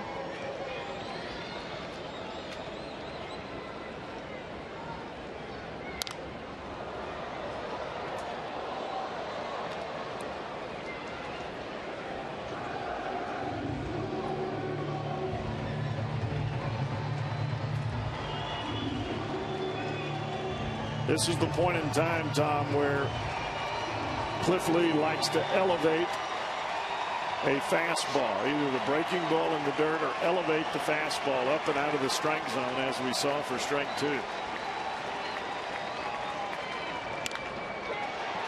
That is a fair ball down the left field line.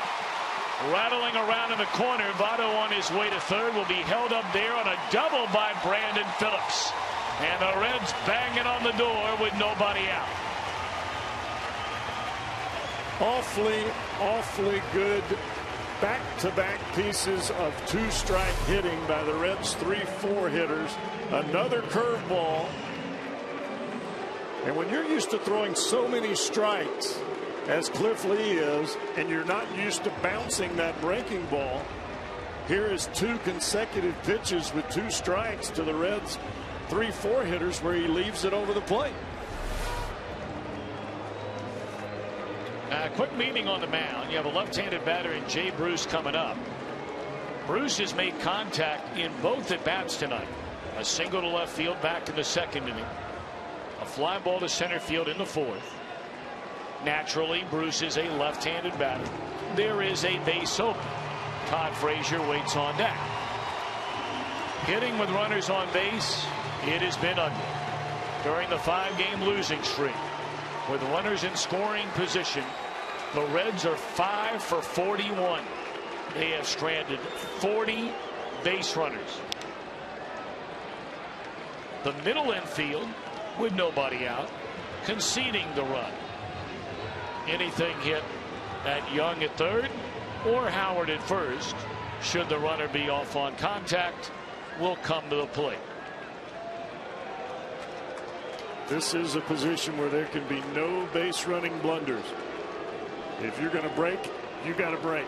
If you're going to stay, you're going to stay on a ground ball. 0-2 on Jay Bruce.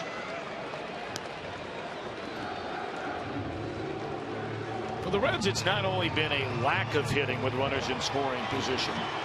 Even going back to when they won 97 games last year, often it was situational hitting. Like right now.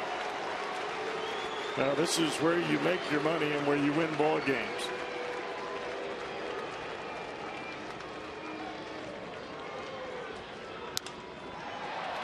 Down the left field line, and it is a foul ball out of play.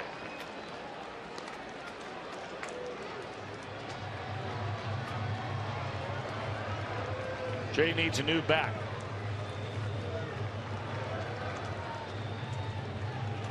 Jay definitely trying to stay back there, looking for that breaking ball that both Votto and Phillips got. And Lee comes in with the fastball.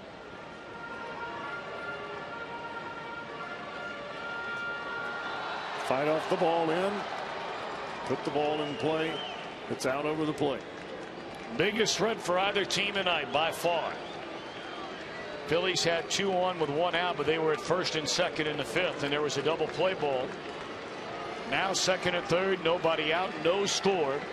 We're in the bottom of the 7th. May have broken another bat. He did. Back-to-back swings, back-to-back broken bats, but the at-bat continues. Well, this is one of those situations for the Reds right now here in this early part of the young part of the season. You've had a tough road trip. This can erase a lot of bad feelings with a base hit right here. Get a couple of runs home, or even a fly ball into the outfield to get a run home. Anything that moves in the positive direction against the caliber of Cliff Lee.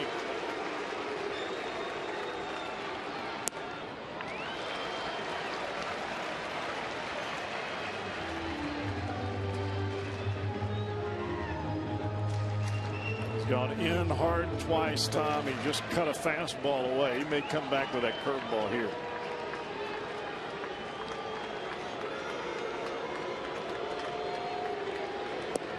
Started 2, they appealed, no. 2-2 to Jay Bruce. Fooled me. Hard fastball down with a little giddy up. It's pretty apparent Lee wants to go with a fastball in this at bat against Bruce. Well, he's gotten burned twice in a row with that breaking ball. Well, what does he do now on 2-2? Jay waiting. And again fouls away another fastball away from him.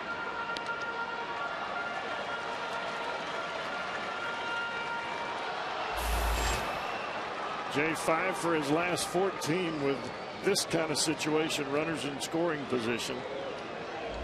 But it takes this kind of at bat to get that job done. It's difficult. Pitchers rise to the occasion, especially a guy like Cliff Lee.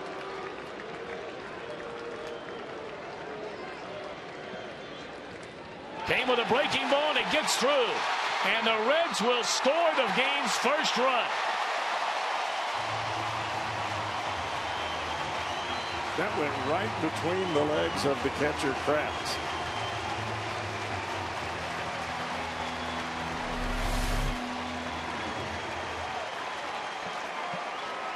Tom, we talked about how big Eric Krantz is as far as physical stature. But when you're a big guy and a big catcher, it's also very difficult to get all of that body mass down in front of the ball to keep it from bouncing to the backstop. Well, Lee is really upset out there on the mound. Walking around and dropped a ball thrown to him by the umpire. Didn't want that ball. Threw it out. Now wants another one. And the infield will come in. And Jay Bruce has gone from behind 0-2, and the count is now full with the runner standing at third and nobody out. Lee will get a wild pitch there, but that's a pitch that normally is blocked. Boy, Bruce really battled. So too is Lee. And there's no change in Jay's approach here. He's still got a runner at third and nobody out. The fly ball still does the job as long as it's deep enough. This will be pitch number 10 in this at bat. Ball 4. What a good at bat by Bruce. Tremendous. First walk all year long by Cliff Lee. Well, you're right, where he was ahead 0-2. You're right, Tom. He lost his composure there, and now Rich Doobie's going to the mound. You don't normally see that from a veteran pitcher that got that upset on a ball that heads to the backstop in a 0-0 game. But he was hot. He's still hot. Well, look at his jaw chewing that gum. That's normally the first read on a guy when they're really fired up. I mean, he is wearing that thing out like he hasn't been all night long. That's one of those eye-to-eye conversations that you'd like to have as a pitching coach, and you realize that your pitcher is staring right through you. Well, now big at bat for Frazier. Still nobody out in this inning. Reds have a 1-0 lead. Inning began on a 2-strike single by Votto. Went to third on a 2-strike double by Phillips. A wild pitch brought in the first run. And after being ahead of Bruce, he ends up drawing a walk.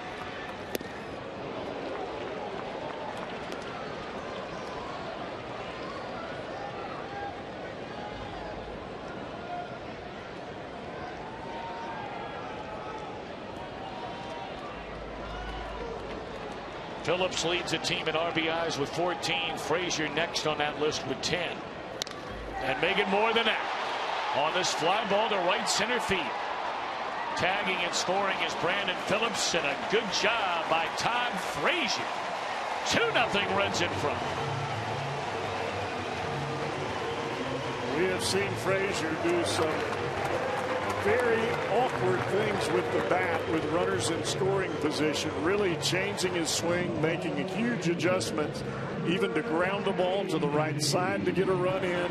And there he gets inside of the ball and just lifts it into the outfield to score Phillips. One out in the inning. Bruce at first, and here's Heisey, who's popped to second and lined out to left.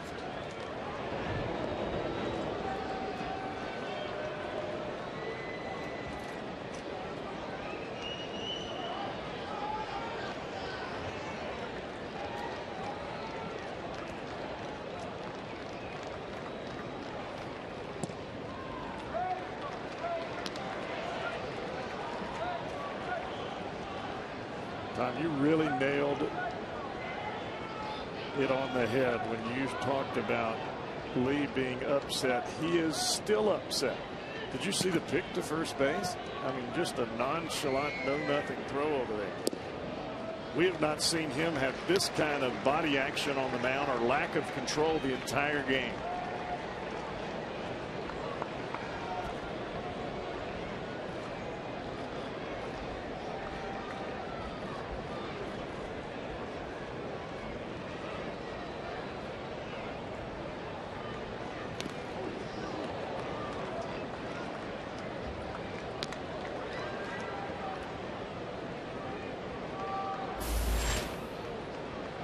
Now, this is a point in time for the Reds that you really want to capitalize on a guy that's having difficulty out there on the mound. When you're upset, it's tough to concentrate. 2-1 now to Heisey. Ball 3.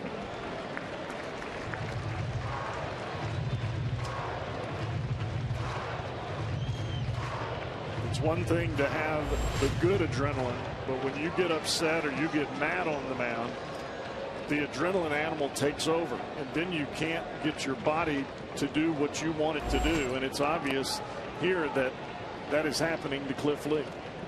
3-1 now to Heisey. Right back to the mound. And a bouncer in the dirt by Lee. Well, you just called it, Cowboy, and we've seen it now going all the way back to the wild pitch. This guy is rattled right now on the mound. Never set his feet. I think he was surprised that he caught the baseball. And another nonchalant throw. Actually, he never set his feet and threw the ball and tried to throw the ball too soon. You got to make this hurt if you're the Reds. Well, the Reds are going to get action in their bullpen. Right-hander Sam LeCure will begin to throw. We're down to the number 8 spot in the batting order. And even though Arroyo has gone 7 shutout innings in this game, Arroyo already with a helmet on, bat in hand, coming to the on-deck circle. We'll see what transpires with Ryan Hanigan. Strike 1. Ryan drove a ball to the wall on a leaping grab against it by Revere in the 3rd inning. Flied out to right in the field. And action in the Phillies bullpen as well. They've got double barrel Chad Durbin, and they've got a left-hander as well.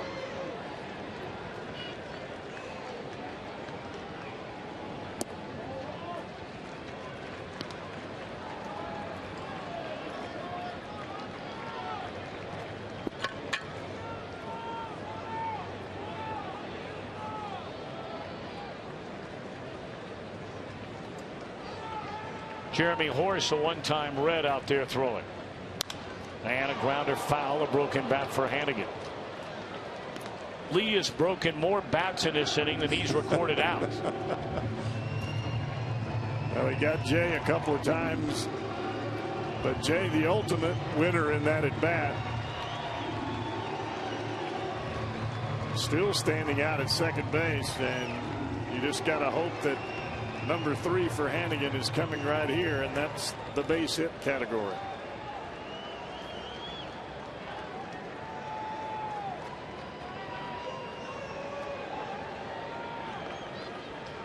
One and 2 to count on Hanigan. 2 on, 1 out, 2 in the Reds' 7th. Double play ball perhaps here. 1 and 2. Inning over. But the Reds break through, and Lee sprints off the mound. Reds have taken a 2-0 lead.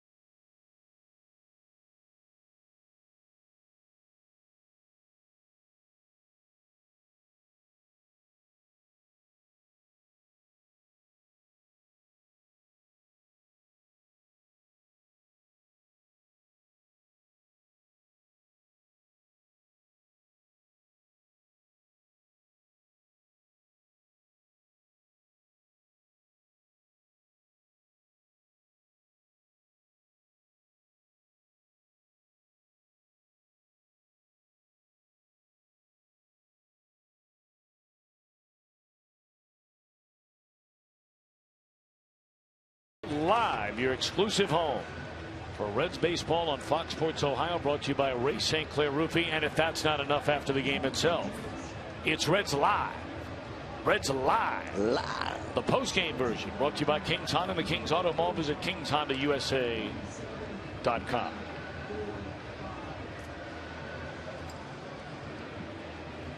Well, this game has been played as close to the vest as you could possibly play it up until this point. And I would think, Tom, you have to manage as though this is all the runs you're going to get. I think you got to make this stand up right here, and you have to get through this inning and get the ball to Aroldis Chapman.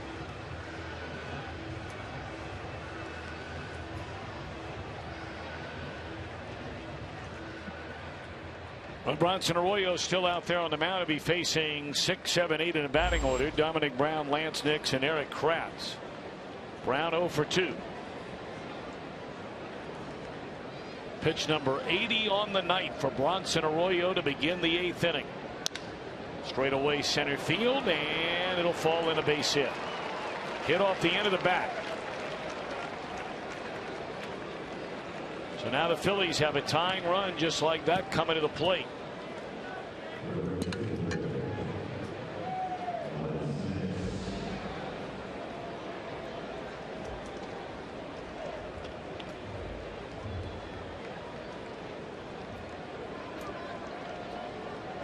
Nix has bounced out to Phillips and singled into left center field his last time up.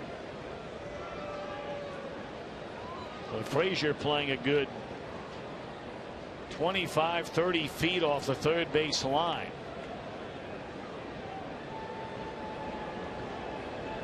And playing even with the bag.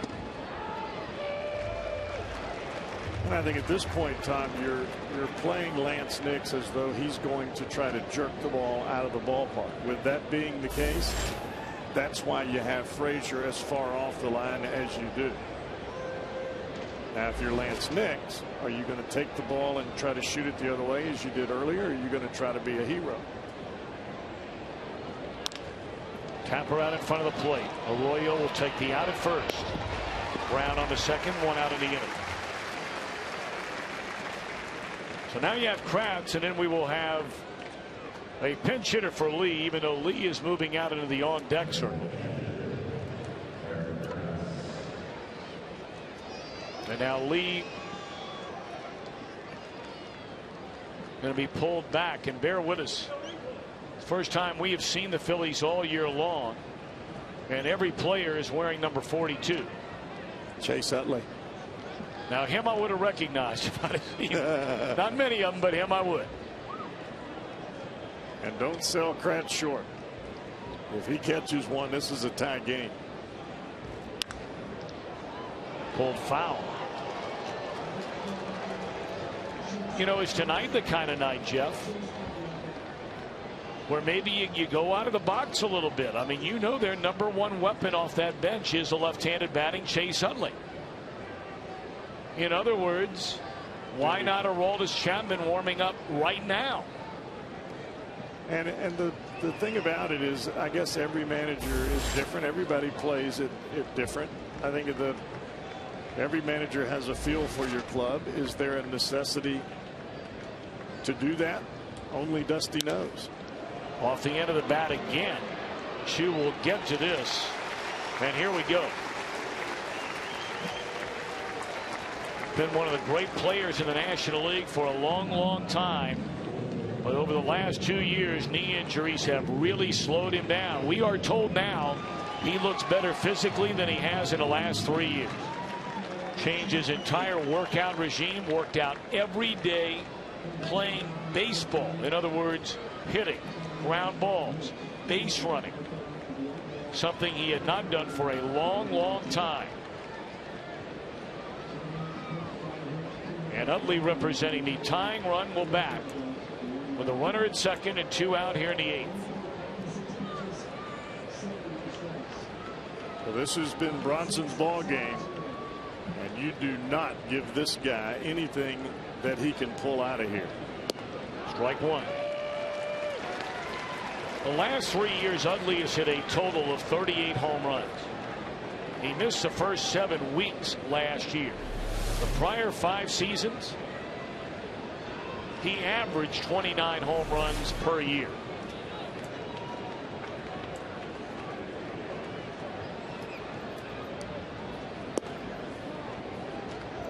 Chase Utley has never been a slap hitting second baseman.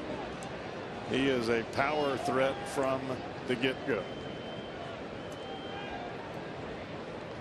Good knees or not.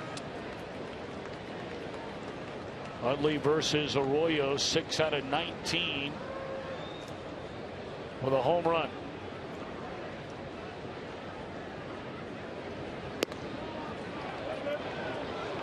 Three straight fastballs in this at bat to Utley.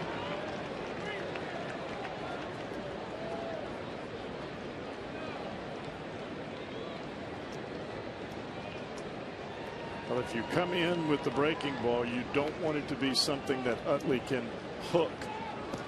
You want to make sure that you get it in so he pulls it foul. In the air, right center field. Chu at the wall, and Utley has hit a pinch hit, game tying 2-run home run. Threw him a fastball and he hammered it. And all of a sudden, a 2-2 game.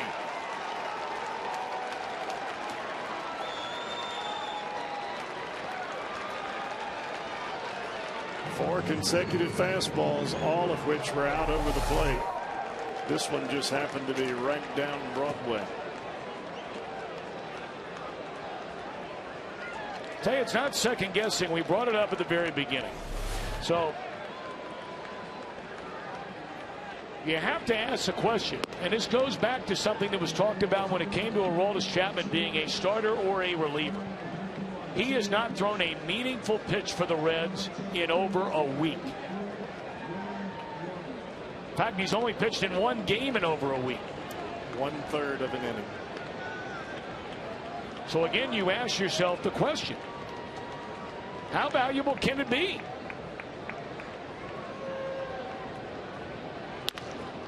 On the ground, damage done. Home run by Utley. Reds bat in the bottom of the 8th, tied at 2.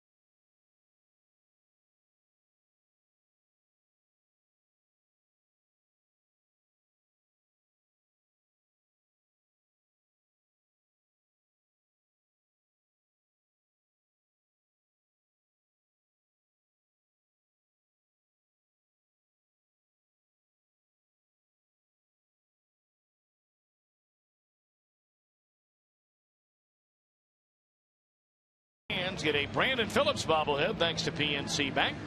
Reds and the Marlins, 4 games beginning on Thursday night. 381 Reds, a number to dial or log on to Reds.com. Brandon Phillips very upset on that Reds bench. You battle, you battle, you battle all night long. Well, there's no way in that situation that you let Chase Utley beat you. I don't care if he's the winning, if you're facing the winning run or not. You don't let that guy hit the ball out of the ballpark. The guy on deck's never hit a home run in his life. The guy on deck does not have an extra base hit all year, and he plays every day.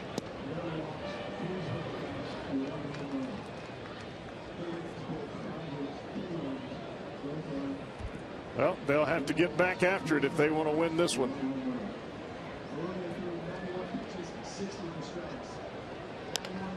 Little dribbling. Robinson trying to leg it out, and he will. An infield hit to begin the inning. Batting for Arroyo, an infield single by Derek Robinson. Jeremy Horst got that pitch inside. He didn't hit it very well. Almost a perfect swinging bunt down the third baseline. And Darren Robinson can run a little bit. Now Chapman's up in the Reds pen.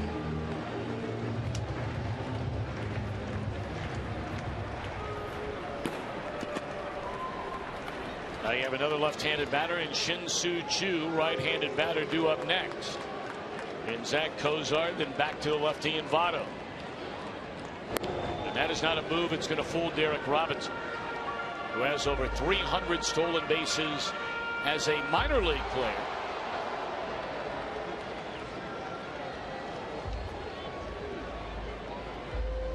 And the Reds may ask Choo to bunt here.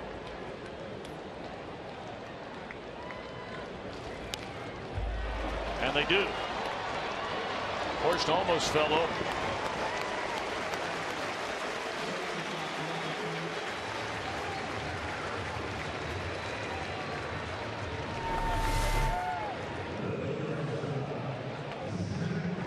Bell-tie fastball. That's the perfect pitch to bunt, and Choo makes it easy. Now you put it on the shoulders of Cozart.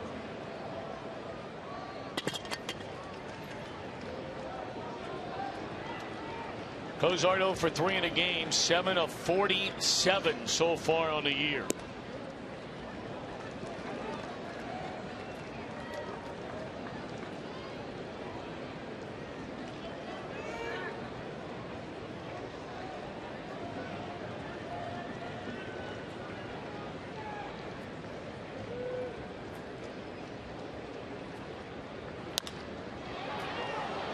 Short right center field. And the ball falls in. Cozart onto second base, and Robinson, of course, had to wait to see if it would be caught. So he's at third. And Robinson did the right thing. There is absolutely no way that you can take off in that situation after seeing the play that Ben Revere made earlier. And actually, Lance Nix was the closest one to the ball with sliding effort, but the ball just went right over the top of the glove. I thought Nix had a pretty good shot at catching this ball. He slid by the ball. It landed behind him. It didn't land in front of him. Went down to the ground and just didn't quite get the glove in the right spot. So now Charlie Manuel wants to talk it all over. So you got to face Joey Votto, or you're going to face Brandon Phillips with the bases loaded.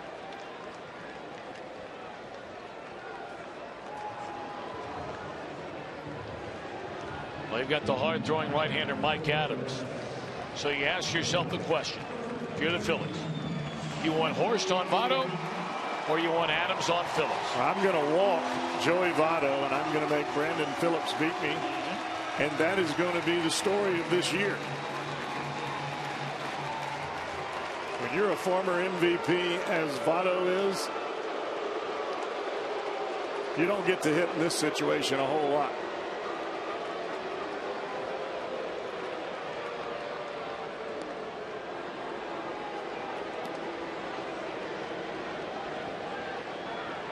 And if you're Charlie Manuel, you really don't have a whole lot to guess about here. You walk Votto, you play for the double play with your right-hander coming into the ball game. If Phillips does the job, Hey, you got a runner in third either way. So here comes Brandon Phillips after what will certainly be a pitching change, and here comes Charlie Manning. So game on the line. Reds scored 2 in the 7th, gave up 2 in the 8th on the home run by Utley, and now they have a chance to get the lead back with the bases loaded and 1 out here in the bottom of the 8th inning.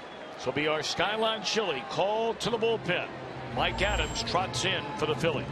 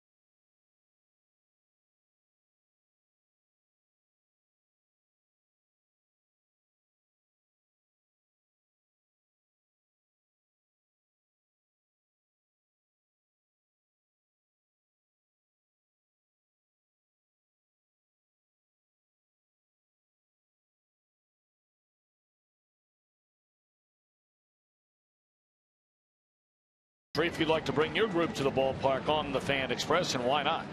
Call the Reds Group Sales at 765-7600 or log on to reds.com/Fan Express. It's only available in April and May. Well, the Phillies were hurt so badly last year down in their bullpen. They lost 16 games where they led in the 7th inning or later. Now tonight they're tied, but the big reason they went out and got this guy, Mike Adams. Well, it is for this kind of situation, Tom. You want to try to get the ball to your closer, Jonathan Papelbon, who is virtually automatic. And Phillips is no stranger to Mike Adams. Adams has thrown the ball awfully well here in the early going. But Phillips, 2 for 7 off this guy's career, and he does have a home run to go with it. 7th appearance for Mike Adams, and it comes crunch time here. Bases loaded, 2-2 game, 1 out. Phillips waiting. Ball 1. Adams, a hard sinking fastball in on the right-handers, and a heck of a slider down and away to go with it. Trying to come back from surgery to correct thoracic outlet syndrome. That was the same injury that cost Chris Carpenter nearly all of last year. 1-0 to Brandon Phillips. And the surgery that you're talking about causes a lot of numbness in the fingers, down the forearm. And the only way that you can get consistent blood flow back into the arm is to have that surgery. It's basically taking out the top rib. Speedy Derek Robinson, the go-ahead run here in the bottom of the 8th inning.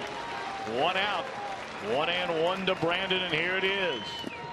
Foul ball on a check swing. Phillips, a club RBI leader with 14 batted in. Number 15 here gives the Reds a lead.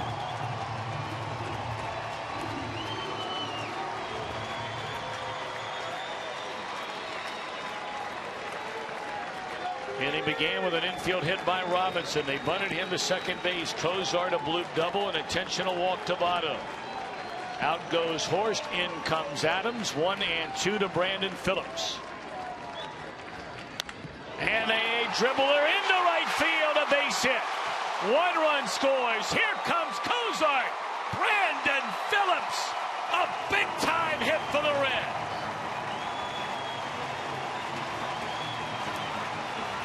Boy, as down as we saw Brandon, and when he went into the dugout, he is elated right now.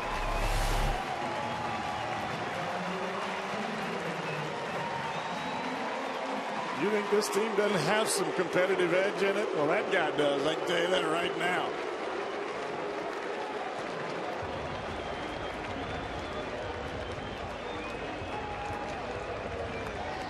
That is twice now that we've seen Phillips come to the plate with 2 strike hits.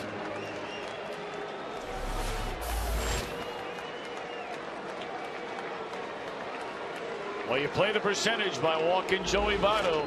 But Brandon Phillips is saying just keep on doing it. That's 16 RBIs now for Brandon. Well, that is how you get Joey Votto pitched to. You keep beating the opponents by pitching to Brandon Phillips, they will pitch to Votto. 4-2 Reds. Still only 1 out of the inning. Jay Bruce, the batter. 1 of 2 has also drawn a walk.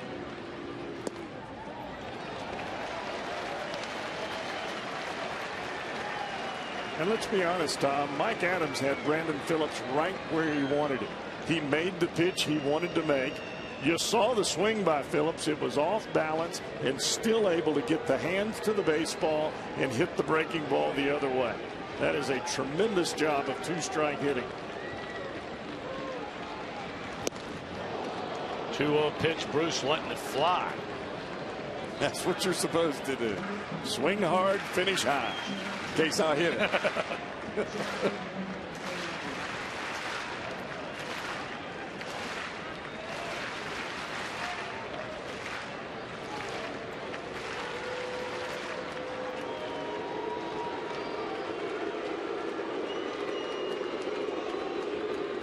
And another base hit. They are going to hold the runner at third base, Joey Votto. Very impressive hitting from both Phillips and now Bruce.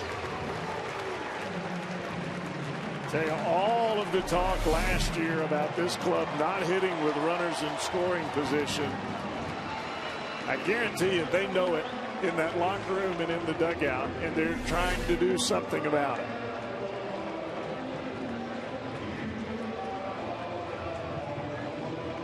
So now Frazier will bat with a runner at third and less than 2 men out for the second straight time. He had a sac fly RBI 1 inning ago.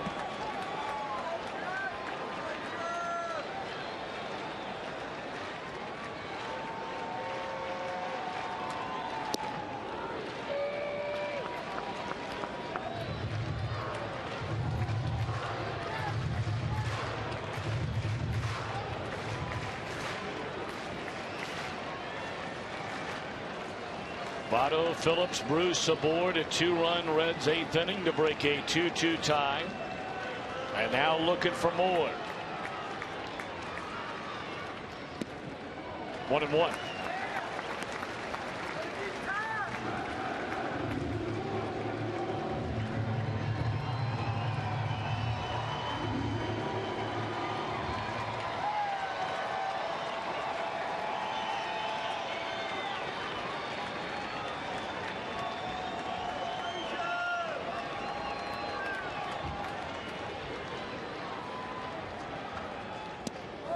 Pulled him on a breaking ball to get ahead at 1-2.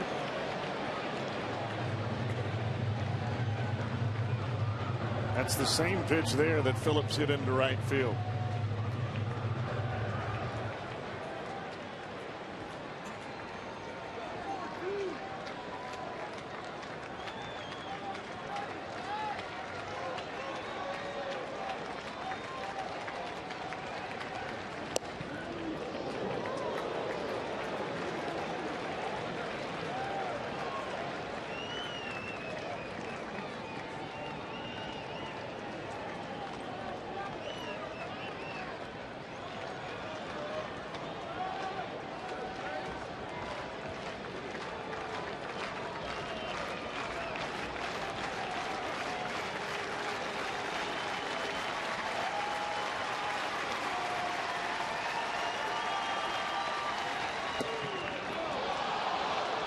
2 out. Awfully good pitch there by Mike Adams. The 1-2 fastball just in off the plate, and he comes back with a front door breaking ball. Starts it off the plate in and breaks it right back to the inside corner, and it just froze Frazier. That'll be Heisey with the bases loaded. 2 are out. Reds with a 4-2 lead. Batting in the last of the 8th inning. Aroldis Chapman ready to go in the Reds bullpen. Breaking ball away. Come on, Heisey.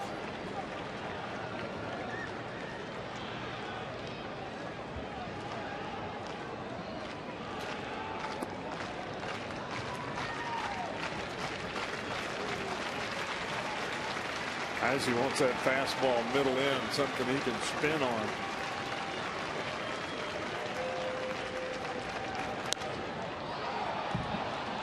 Instead, it's popped up. Inning over. But the Reds scored twice to take the lead. Rollins due up second. Howard due up third. And Aroldis Chapman trying to nail it down for Bronson Arroyo and end this 5-game losing streak.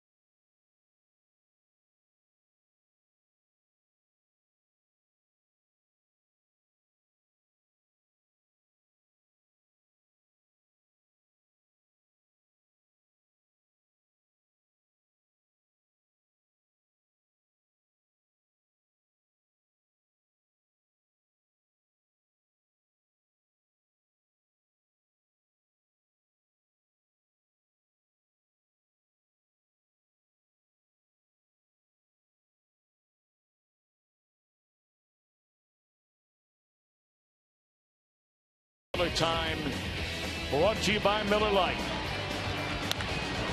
Bases loaded. 2-run single to break a 2-2 tie by Brandon Phillips, giving the Reds their current 4-2 lead.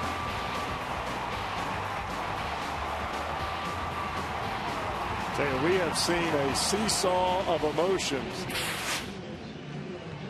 Sky high, scoring a couple runs in the 7th. Dirt low after the home run from Utley, and then sky high as we saw Phillips there. My goodness. They gave up the 2-run home run to Chase Utley, and you know Bronson Arroyo's kicking himself, but you know, maybe tomorrow he'll have time to say, hey, look, 8 innings, 5 hits, 2 runs. I'll take that all day, every day. And now he has a chance to win if Aroldis Chapman can nail it down. And I would bet to a man, Bronson would flat tell you, not the guy that you want to let beat you or make beat you, however you want to say. So Aroldis Chapman yesterday made his first appearance since the 7th of April. First time he had been out there in 7 days. Ball 1. He has been a contributor to 3 of the team's 5 wins, 1 win, 2 saves. Struck out 6 of the last 10 batters he has faced. And I'm sure they're just going to stand up there and make him throw strikes, knowing he has been so infrequently used. 1/3 of an inning in 8 calendar days.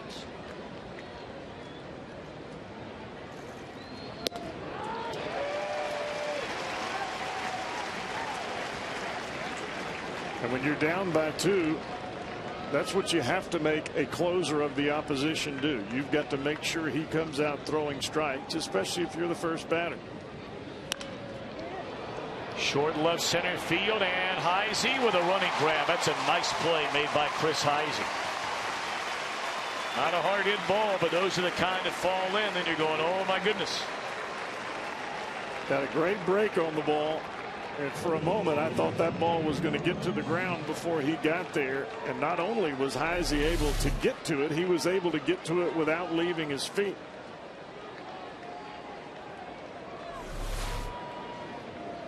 Now Jimmy Rollins, switch hitter, turns around about right-handed, 0 for 3 from the left side against Arroyo tonight.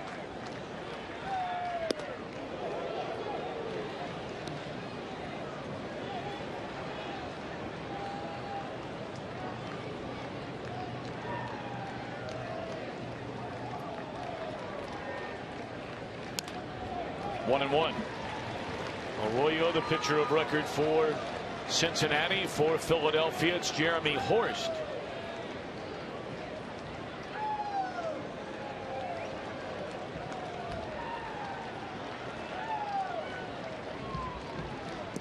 Slider in the dirt. 2-1 on Rollins.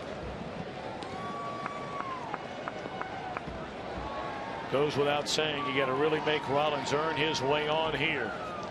Howard has had more than his fair share of trouble against left-handers through the last number of years, but he still can hit the ball out of any part. And he's on deck. 2-2 on Rollins.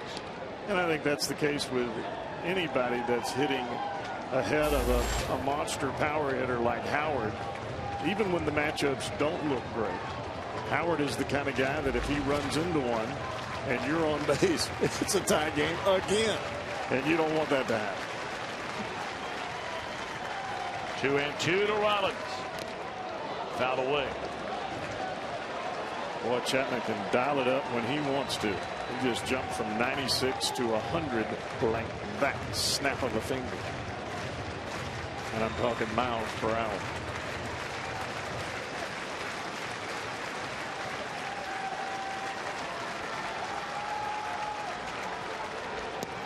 See you later. Slider at 90 miles an hour.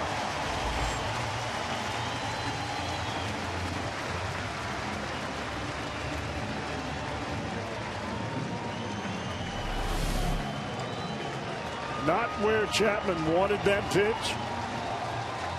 But when you have a 100-mile-an-hour fastball, that tells you how soon the hitter has to get started. You don't know whether that ball's going to break over the plate or hang right there. So now Ryan Howard. 1 hit in 14 at bats so far this year against left-handed pitching. Gas, 99. And that is where Chapman needs to stay. Do not go down in the zone. That is the place where he can catch the baseball. Howard is a low ball hitter. Stay up just above the belt. He'll swing.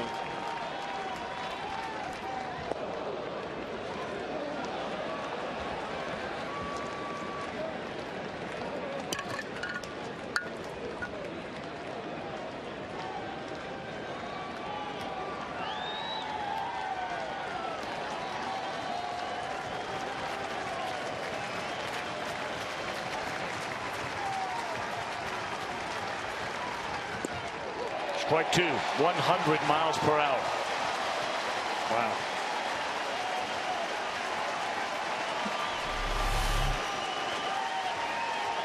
That's even fast in slow-mo. That's when you know he's feeling it. Strike away and out away. See you later. 100 miles per hour to put the finishing dagger in the Phillies. And the Reds' 5-game losing streak is over as they come back to Great American Ballpark. Get clutch hitting from Brandon Phillips in the 8th. Outstanding starting pitching by Bronson Arroyo. 4-2 winners to begin this 10-game homestand. Anytime you can pick up a W with a game that Cliff Lee is starting after 5 in a row. Whether you win or lose those 5 in a row, it's always a happy day in Reds land. And a happy day it is. Oh, happy day.